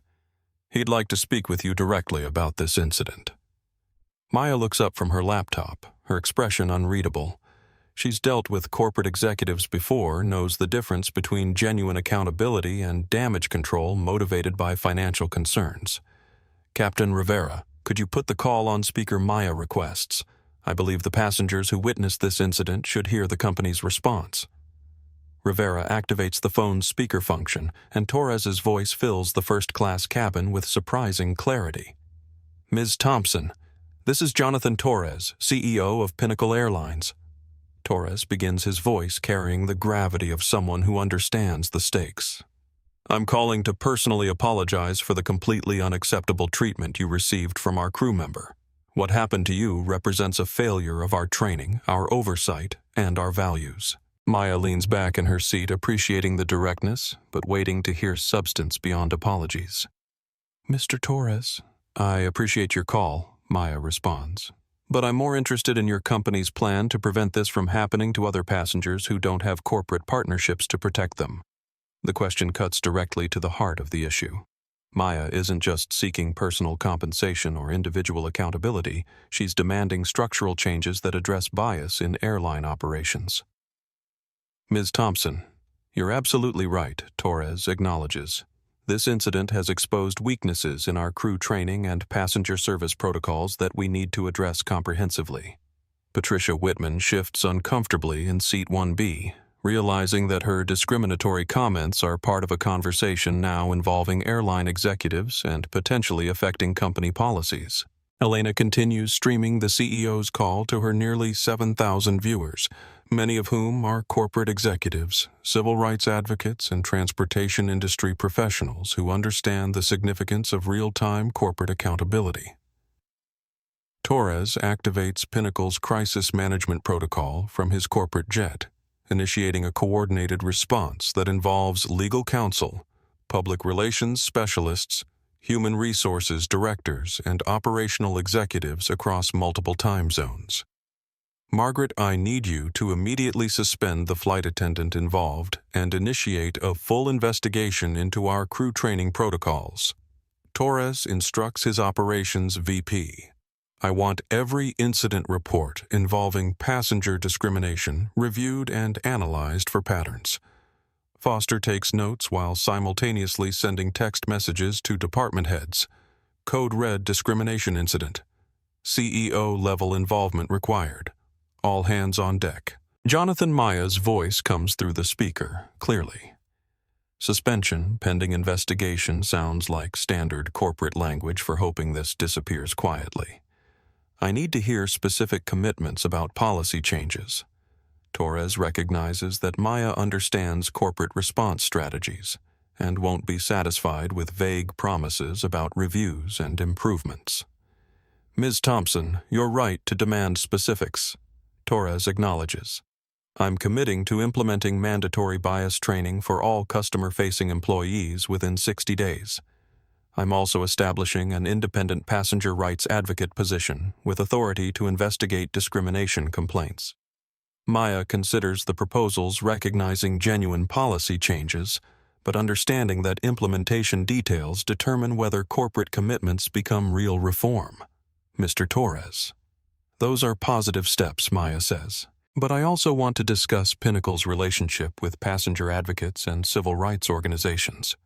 Change requires external oversight, not just internal promises." Torres realizes that Maya is negotiating not just personal resolution, but industry-wide reform. Her demands extend beyond individual compensation to address problems that affect thousands of passengers annually. I'm open to establishing partnerships with civil rights organizations. Torres agrees. We could create a passenger equity council with external representatives who review policies and investigate complaints independently.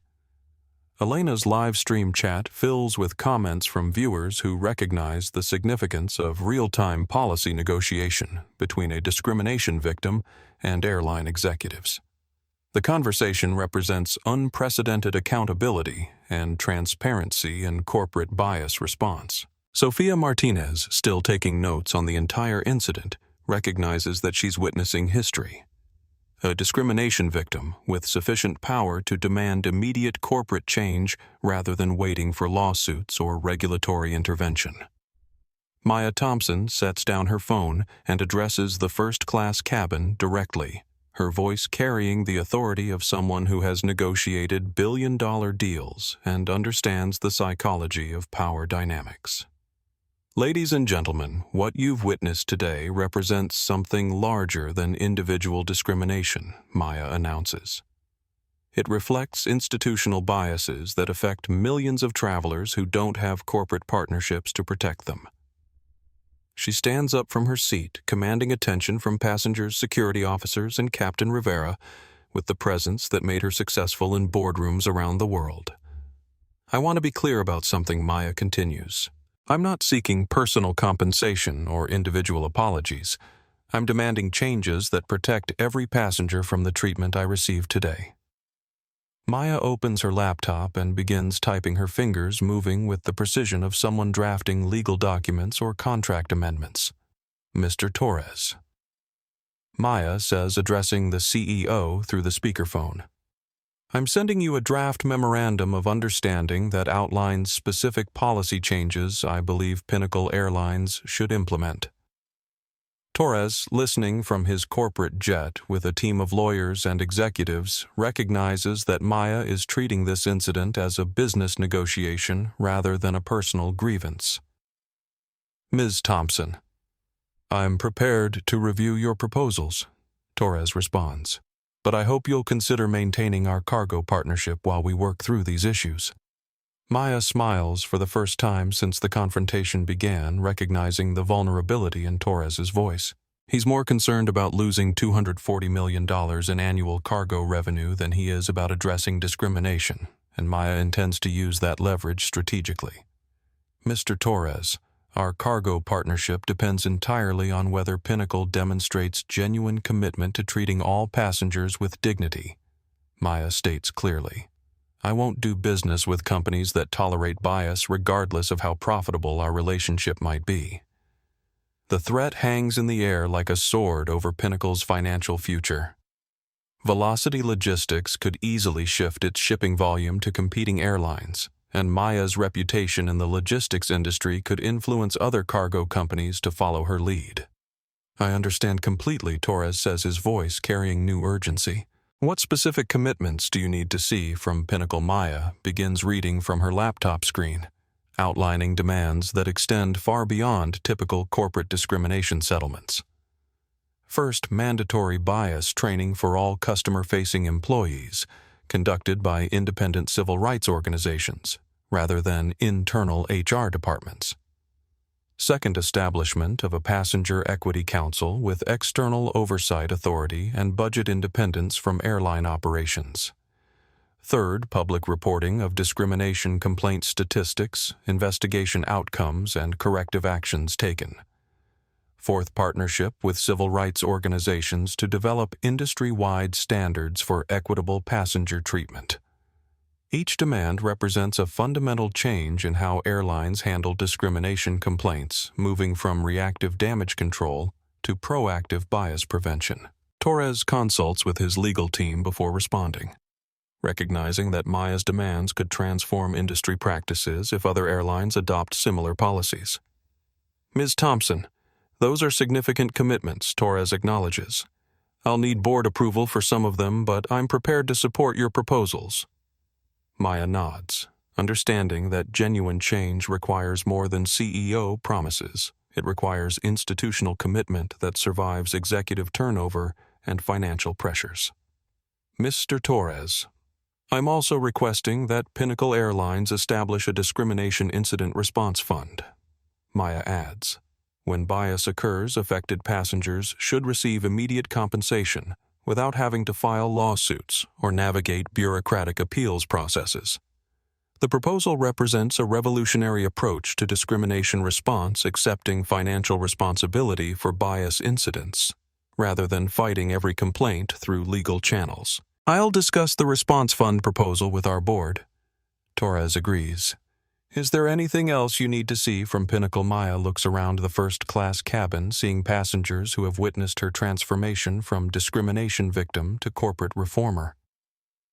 Mr. Torres, I want Marcus Hamilton to receive bias training and counseling rather than simple termination. Maya says, surprising everyone in the cabin. Change requires education, not just punishment. The request demonstrates Maya's understanding that lasting reform requires converting bias perpetrators rather than simply removing them from the airline industry. While Maya negotiates with Pinnacle's CEO, the consequences of the discrimination incident begin cascading through corporate hierarchies and social media networks with unprecedented speed. Margaret Foster, still connected to the conference call, coordinates immediate damage control from Pinnacle's New York headquarters. She sends emergency alerts to department heads across the company. Priority 1 discrimination incident. Media response required. Legal review initiated. Pinnacle's public relations team monitors Elena's Instagram live stream and recognizes that the story has already spread beyond social media to mainstream news outlets. CNN, NBC, and the Associated Press have picked up reports about airline discrimination caught on live stream, and the story is trending on Twitter with hashtags like Pinnacle, Airlines Bias, and Maya Thompson Strong. The airline's stock price begins fluctuating as trading algorithms detect negative sentiment and discrimination-related keywords in news feeds and social media posts. Investors who follow airline industry trends recognize that discrimination scandals can affect customer loyalty, regulatory scrutiny, and corporate partnerships. Marcus Hamilton, escorted off the aircraft by security officers, finds himself suddenly unemployed with a discrimination incident in his personnel file that will make future employment in the aviation industry extremely difficult. His 18-year career has ended not due to safety violations or criminal behavior, but because he couldn't see beyond his assumptions about who deserves luxury. Patricia Whitman realizes that her discriminatory comments have been documented and broadcast to thousands of people, potentially affecting her ability to travel on Pinnacle Airlines or maintain her social standing in circles where airline executives have influence. Legal analysts watching Elena's live stream recognize that Maya's real-time negotiation with Pinnacle's CEO creates precedent for handling discrimination complaints through immediate corporate accountability rather than lengthy legal proceedings. Civil rights organizations begin reaching out to Maya's company, offering support for her reform demands and requesting partnership in developing industry-wide anti-bias standards. Other airlines monitor the incident closely, recognizing that Maya's demands could become industry benchmarks if Pinnacle agrees to implement them. Delta, United, and American Airlines executives begin reviewing their own discrimination response procedures and bias training protocols. Captain Rivera, watching Maya negotiate corporate policy changes in real time, recognizes that he's witnessing something unprecedented in commercial aviation. A discrimination victim with sufficient power to demand immediate institutional reform. Ms. Thompson Rivera says during a pause in the CEO conversation, I want you to know that what you're doing here will affect pilots, flight attendants, and passengers throughout the industry. This is leadership. Maya acknowledges Rivera's comment with a nod of respect for someone who intervened when intervention required personal courage and professional risk. Captain Rivera, you demonstrated exactly the kind of moral leadership that prevents discrimination. Incidents from escalating. Maya responds, I hope Pinnacle recognizes the value of employees who prioritize passenger dignity over corporate convenience. Torres, listening through the speakerphone, realizes that Rivera's intervention probably saved Pinnacle from much worse consequences than those they're currently facing. Captain Rivera, you showed exceptional judgment and integrity, Torres acknowledges. I'll be recommending you for immediate promotion to chief pilot position. The promotion announcement draws applause from first-class passengers who witnessed Rivera's courage in challenging Marcus's discriminatory behavior and supporting Maya's dignity. Elena's live stream audience, now approaching 8,000 viewers, celebrates Rivera's promotion as evidence that moral courage gets rewarded when corporate executives face public accountability for employee behavior. Maya recognizes that her negotiation with Pinnacle's CEO has created momentum for changes that extend far beyond individual incident resolution. She's used her corporate leverage to demand reforms that could protect thousands of future passengers from experiencing the discrimination she faced today. Mr. Torres, I'm prepared to sign a memorandum of understanding based on our discussion, Maya announces.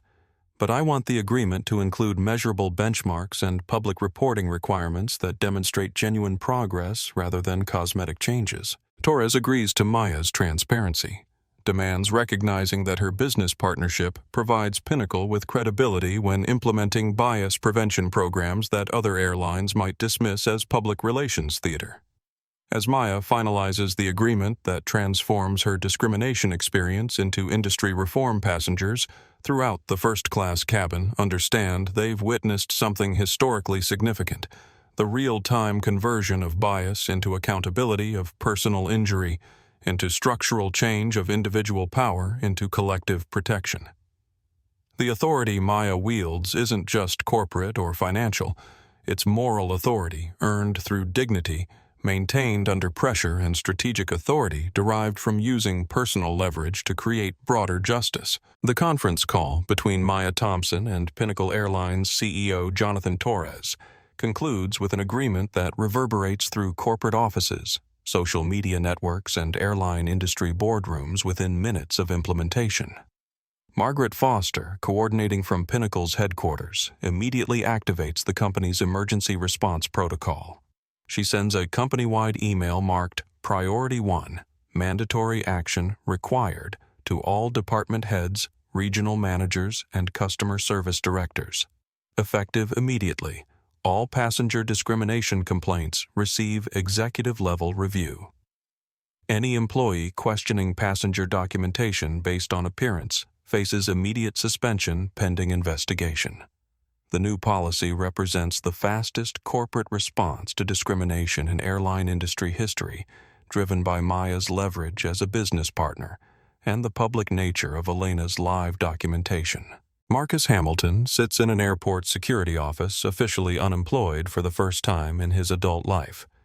His Pinnacle Airlines badge has been confiscated, his access credentials revoked, and his personnel file permanently marked with discrimination violations that will prevent employment at any major airline. Security Officer Rodriguez completes an incident report that characterizes Marcus's behavior as appearance-based passenger profiling without legitimate security justification. The official documentation creates a paper trail that civil rights attorneys could use in future discrimination cases involving airline bias. Patricia Whitman discovers that her discriminatory comments have consequences beyond public embarrassment. A Pinnacle Airlines customer service representative calls her while she's still seated in 1B, informing her that she's been placed on a review list for passengers whose behavior conflicts with company diversity policies. Mrs. Whitman, your statements about passenger appropriateness and standards have been documented and reported. The customer service agent explains. Future travel with Pinnacle Airlines will require advance approval from our passenger equity team. Patricia realizes that her wealth and frequent flyer status don't protect her from consequences when her bias is documented publicly and contradicts corporate policies. Elena Morales ends her Instagram live stream after 3 hours of documentation with a final audience of over 12,000 viewers and more than 50,000 total views. Her recording becomes evidence in Pinnacle's internal investigation and a case study for civil rights organizations training corporate executives about discrimination response. The stream's impact extends beyond immediate viewership as news outlets, legal analysts, and airline industry experts share clips and commentary across mainstream media platforms. Captain Rivera receives notification of his promotion to chief pilot while still in the cockpit, along with a new assignment leading Pinnacle's pilot diversity and inclusion training program. Captain Rivera, your intervention demonstrated the kind of moral leadership we need throughout our operation, Torres explains in a follow-up call. I want you to develop training protocols that teach all crew members to recognize and prevent passenger discrimination. Rivera's promotion sends a message throughout Pinnacle that employees who challenge bias get rewarded while those who perpetrate it face immediate consequences.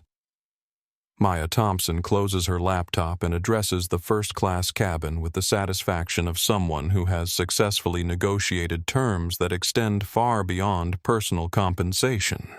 Ladies and gentlemen, what we've accomplished here today represents more than incident resolution, Maya announces. We've created accountability structures that will protect future passengers from experiencing what I endured. She stands and looks around the cabin at passengers who witnessed her transformation from bias victim to corporate reformer. I want to thank everyone who documented this incident, offered witness testimony, and supported truth over convenience. Maya continues. Change happens when good people refuse to remain silent about injustice. Sophia Martinez approaches Maya with the business card she's been preparing since the discrimination incident began. Ms. Thompson, I'm Dr. Sophia Martinez, and I'd like to volunteer for your Passenger Equity Council, Sophia offers. As a physician, I understand the importance of preventing bias in critical decision-making situations. Maya accepts the card, recognizing that her incident has inspired professionals to contribute their expertise to broader reform efforts. James Parker also approaches, offering his business card and expertise. Ms. Thompson, I'm James Parker, a business consultant specializing in corporate diversity training. I'd like to help develop the bias prevention programs we discussed. Elena Morales shows Maya her phone displaying comments from the live stream audience that include offers of legal support, media coverage, and civil rights organization partnerships. Ms. Thompson, thousands of people watched your negotiation with Pinnacle's CEO, Elena explains. They're sharing their own discrimination stories and asking how they can support the changes you're demanding. Maya recognizes that her incident has created momentum for industry-wide reform that extends far beyond Pinnacle Airlines' policy changes. Elena, I'd like you to document the implementation of these reforms over the next 6 months, Maya requests. Your live stream proved that transparency creates accountability. We need ongoing documentation to ensure corporate promises become real changes. Maya pulls out her business card and writes her personal phone number on the back, handing it to Elena with genuine gratitude. You gave me a voice when I needed witnesses, Maya explains. Your courage in documenting this discrimination made corporate accountability possible. Charles Brennan, who initially supported Marcus's verification process, before recognizing the discriminatory nature of his actions, approaches Maya with obvious discomfort but sincere remorse. Ms. Thompson, I owe you an apology, Charles says. I initially supported the flight attendant's behavior because I didn't recognize the bias underlying his actions. Your dignity throughout this confrontation taught me to examine my own assumptions about who deserves respect. Maya accepts Charles's apology, understanding that lasting change requires converting bias enablers rather than simply confronting bias perpetrators. Mr. Brennan's recognition of bias is the first step toward preventing it. Maya responds, I hope you'll use this experience to challenge discrimination when you witness it in the future. Captain Daniel Rivera takes advantage of the departure delay to address the entire first-class cabin using his authority as pilot to reinforce the lessons learned from Maya's discrimination incident. Ladies and gentlemen, what happened in this cabin today represents both airline failure and passenger courage, Rivera announces. As your captain, I want you to know that Pinnacle Airlines will not tolerate discrimination against any passenger, regardless of their appearance, background, or perceived status. Rivera's statement receives applause from passengers who witnessed Maya's dignified response to obvious bias and appreciate leadership that prioritizes moral courage over corporate convenience. Going forward, any Pinnacle crew member who questions passenger documentation based on appearance will face immediate removal from duty. Rivera continues, "Our job is to serve passengers safely and respectfully, not to judge whether they deserve the seats they've purchased." Maya approaches Rivera privately, recognizing that his intervention transformed what could have been a discriminatory removal into an opportunity for corporate accountability. "Captain Rivera, your decision to challenge Marcus's behavior probably saved Pinnacle from much worse consequences," Maya acknowledges. "You demonstrated exactly the kind of moral leadership that prevents discrimination from escalating into legal crises." Rivera accepts Maya's gratitude but redirects credit toward her strategic response to the discrimination incident. "Ms. Thompson, you turned personal bias into corporate reform," Rivera responds. "Most discrimination victims don't have the leverage to demand immediate policy changes. You used your influence to create protections for passengers who don't have corporate partnerships to shield them." The mutual respect between Maya and Rivera reflects a partnership between passenger advocacy and crew leadership that could model improved airline culture throughout the industry. Rivera returns to the cockpit to prepare for departure, but first makes an announcement that passengers will remember long after landing. "This is your captain speaking. Tonight's flight represents new beginning for Pinnacle Airlines. We're not just flying to London, we're flying toward a future where every passenger receives the respect and dignity they deserve." Elena Morales has become an accidental civil rights documentarian, her Instagram live stream transforming from travel content into evidence of airline discrimination and corporate accountability. Major news outlets contact Elena for interviews about her role documenting the incident. CNN, NBC News, the Associated Press, and the Washington Post want to discuss the power of social media in creating real-time accountability for corporate bias. "I was just trying to document something that felt wrong," Elena explains to a CNN reporter via phone. But Maya Thompson's response showed me that witness documentation can create immediate change when bias victims have leverage and support. Elena's stream demonstrates how social media can transform individual discrimination incidents into collective action, with viewers sharing similar experiences and demanding industry-wide reform. Sofia Martinez uses her medical professional credentials to write detailed analysis of the discrimination incident for healthcare diversity publications, highlighting parallels between airline bias and healthcare disparities that affect patient treatment. Discrimination in service industries reflects broader biases that appear in healthcare education and professional environments, Sophia writes. Maya Thompson's response created a model for converting individual bias incidents into institutional change. James Parker develops a business case study based on the incident, analyzing how corporate leverage and strategic negotiation can achieve faster discrimination resolution than traditional legal remedies. Thompson versus Pinnacle Airlines demonstrates that business relationships can create accountability mechanisms more effective than lawsuits or regulatory complaints. Parker writes in Harvard Business Review, "Corporate executives respond to revenue threats faster than they respond to civil rights advocacy." Charles Brennan reflects on his initial support for Marcus's verification process, recognizing how easily well-intentioned people can enable discrimination through passive acceptance of biased authority. "I assumed the flight attendant was following legitimate policies," Charles later writes in a LinkedIn post that goes viral. Maya Thompson's experience taught me to question whether procedures are truly neutral or whether they enable bias disguised as professionalism. 6 months after the Flight 847 incident, Pinnacle Airlines publishes its first passenger equity report, documenting discrimination, complaint statistics, investigation outcomes, and policy improvements implemented since Maya's negotiation with CEO Jonathan Torres. The report reveals that bias training reduced passenger discrimination complaints by 73% across Pinnacle's domestic and international routes. The Independent Passenger Equity Council investigated 47 bias allegations, resulting in policy changes, additional training, or employee termination in cases where discrimination was confirmed. Maya Thompson serves as chair of the Passenger Equity Council, using her business expertise to develop accountability structures that survive corporate leadership changes and financial pressures. Other major airlines adopt similar equity reporting and bias prevention programs after recognizing that passenger discrimination creates legal liability, public relations problems, and potential loss of business partnerships. Delta Airlines establishes a bias incident response fund that provides immediate compensation to discrimination victims, without requiring lawsuits or lengthy appeals processes.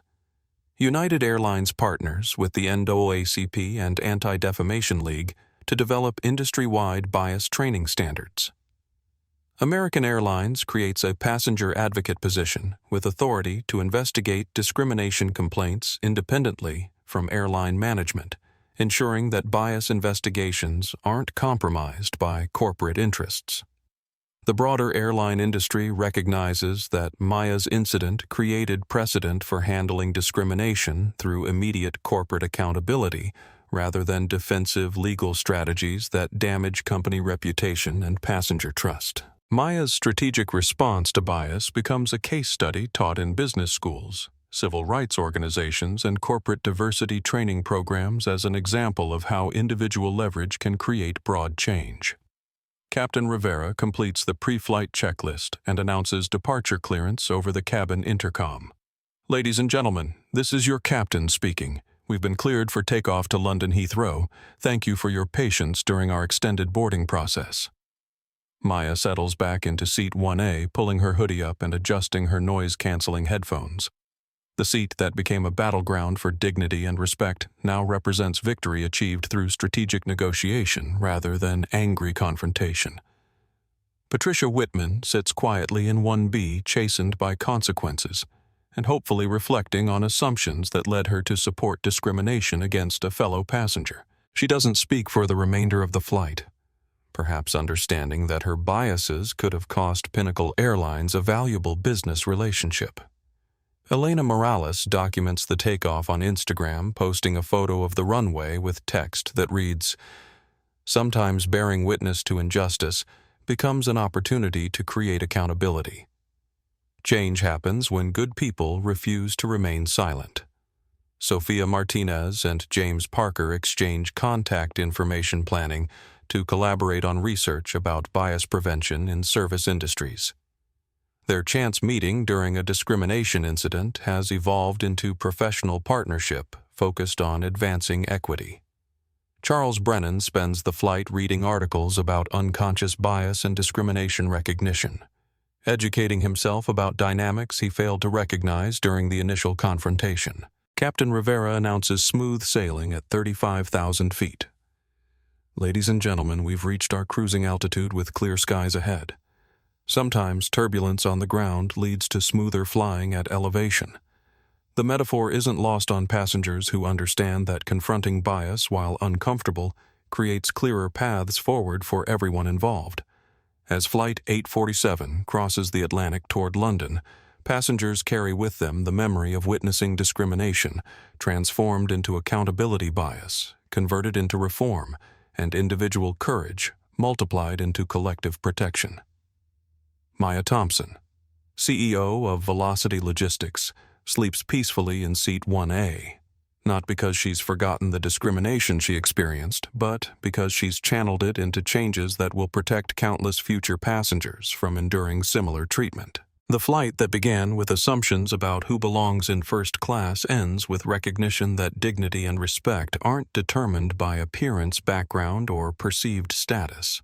They're fundamental rights that courageous individuals and accountable institutions must protect for everyone.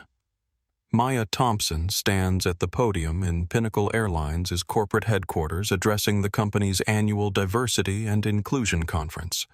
She wears the same gray cashmere hoodie from Flight 847, now a symbol of dignity maintained under pressure rather than grounds for discrimination. 6 months ago, your flight attendant told me I didn't belong in first class. Maya begins her voice carrying to an audience of 300 airline executives, crew members, and industry leaders. Today I'm here to report that the changes we negotiated have protected 847 passengers from experiencing similar treatment. The number isn't coincidental. Maya and Pinnacle's data analytics team tracked every bias complaint investigation outcome and policy improvement since the Flight 847 incident, using metrics to measure progress beyond corporate promises. The audience includes Marcus Hamilton, who completed court-mandated bias training and anger management counseling before being hired as a customer service representative for a regional airline. His new employer required him to write a public letter acknowledging the discrimination he perpetrated and committing to treating all passengers with dignity.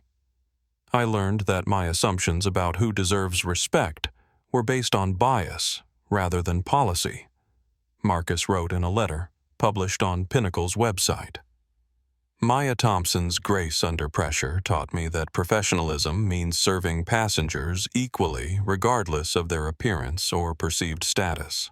Captain Daniel Rivera, now chief pilot and director of crew equity training, introduces new bias prevention protocols that have been adopted by airlines across North America and Europe. Rivera's military precision and moral authority have made him the industry's leading voice for discrimination prevention. What happened on Flight 847 created a teachable moment that transformed our entire approach to passenger service, Rivera explains to the conference audience. We learned that preventing bias requires more than policies.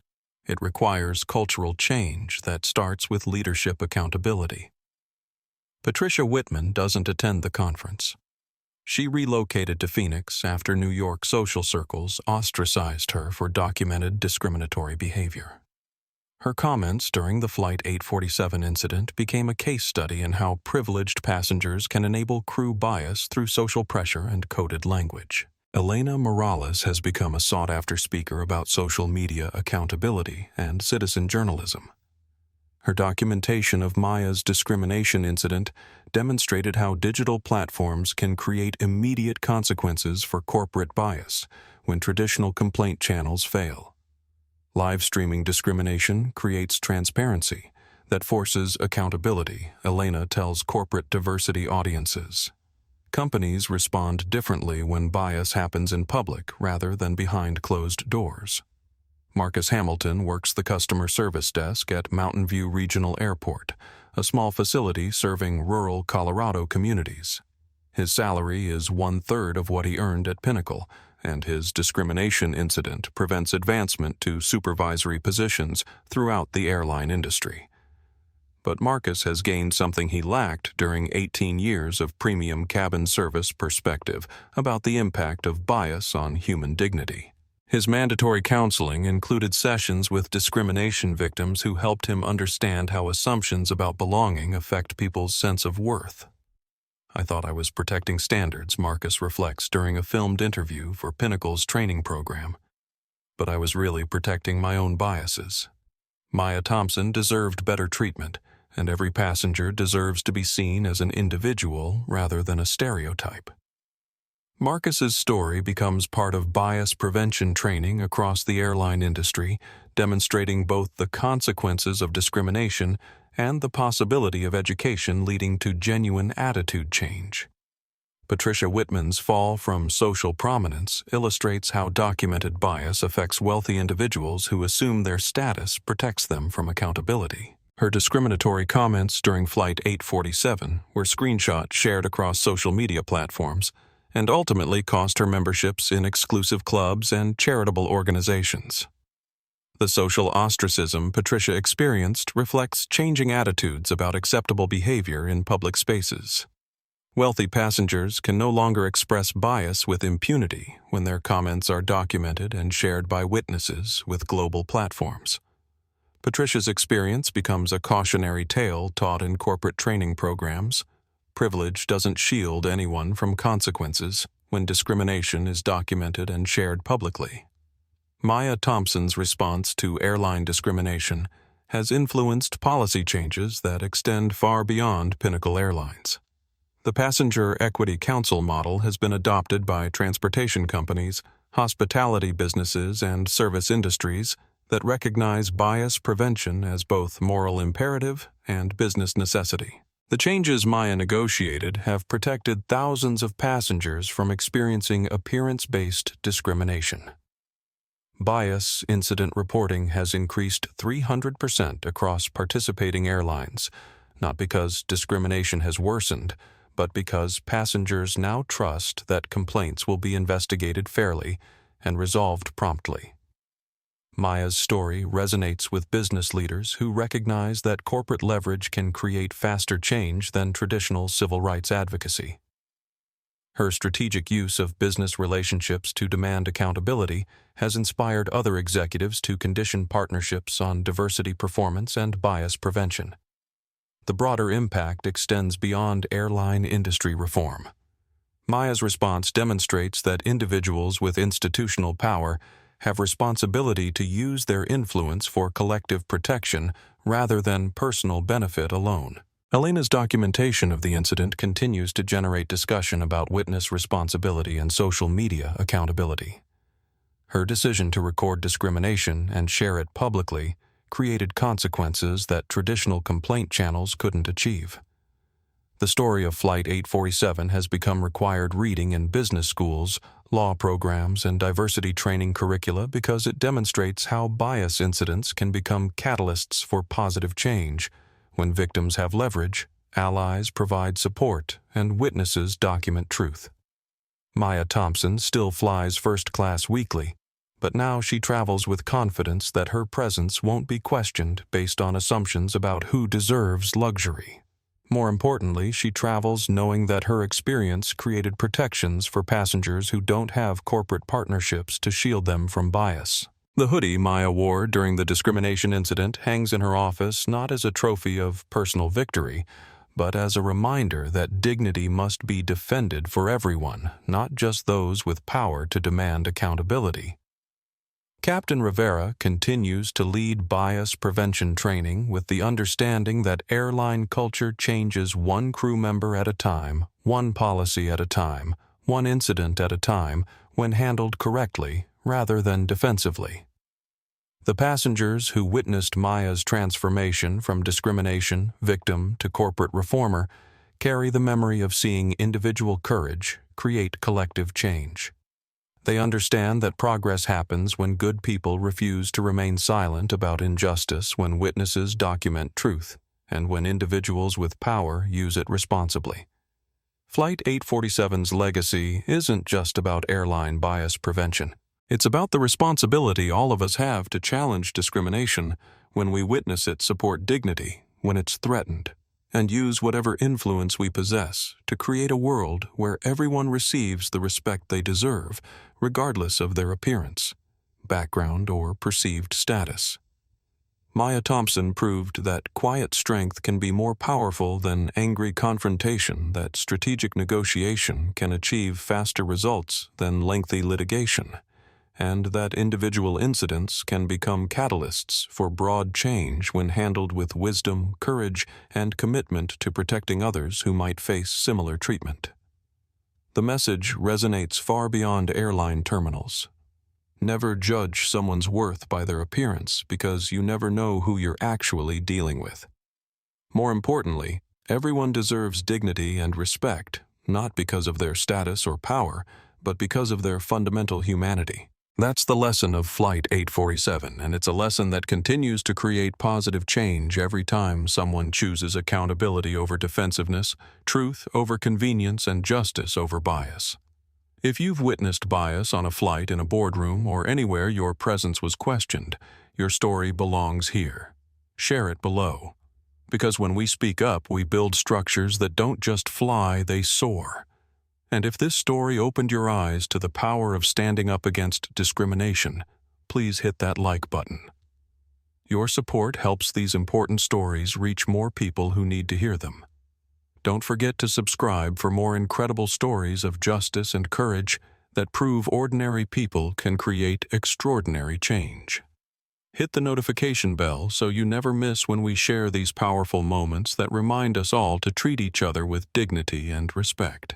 Share this video with someone who needs to hear that their voice matters, that witnesses can make a difference, and that change is possible when we refuse to stay silent. Together, we can build a world where everyone gets the respect they deserve.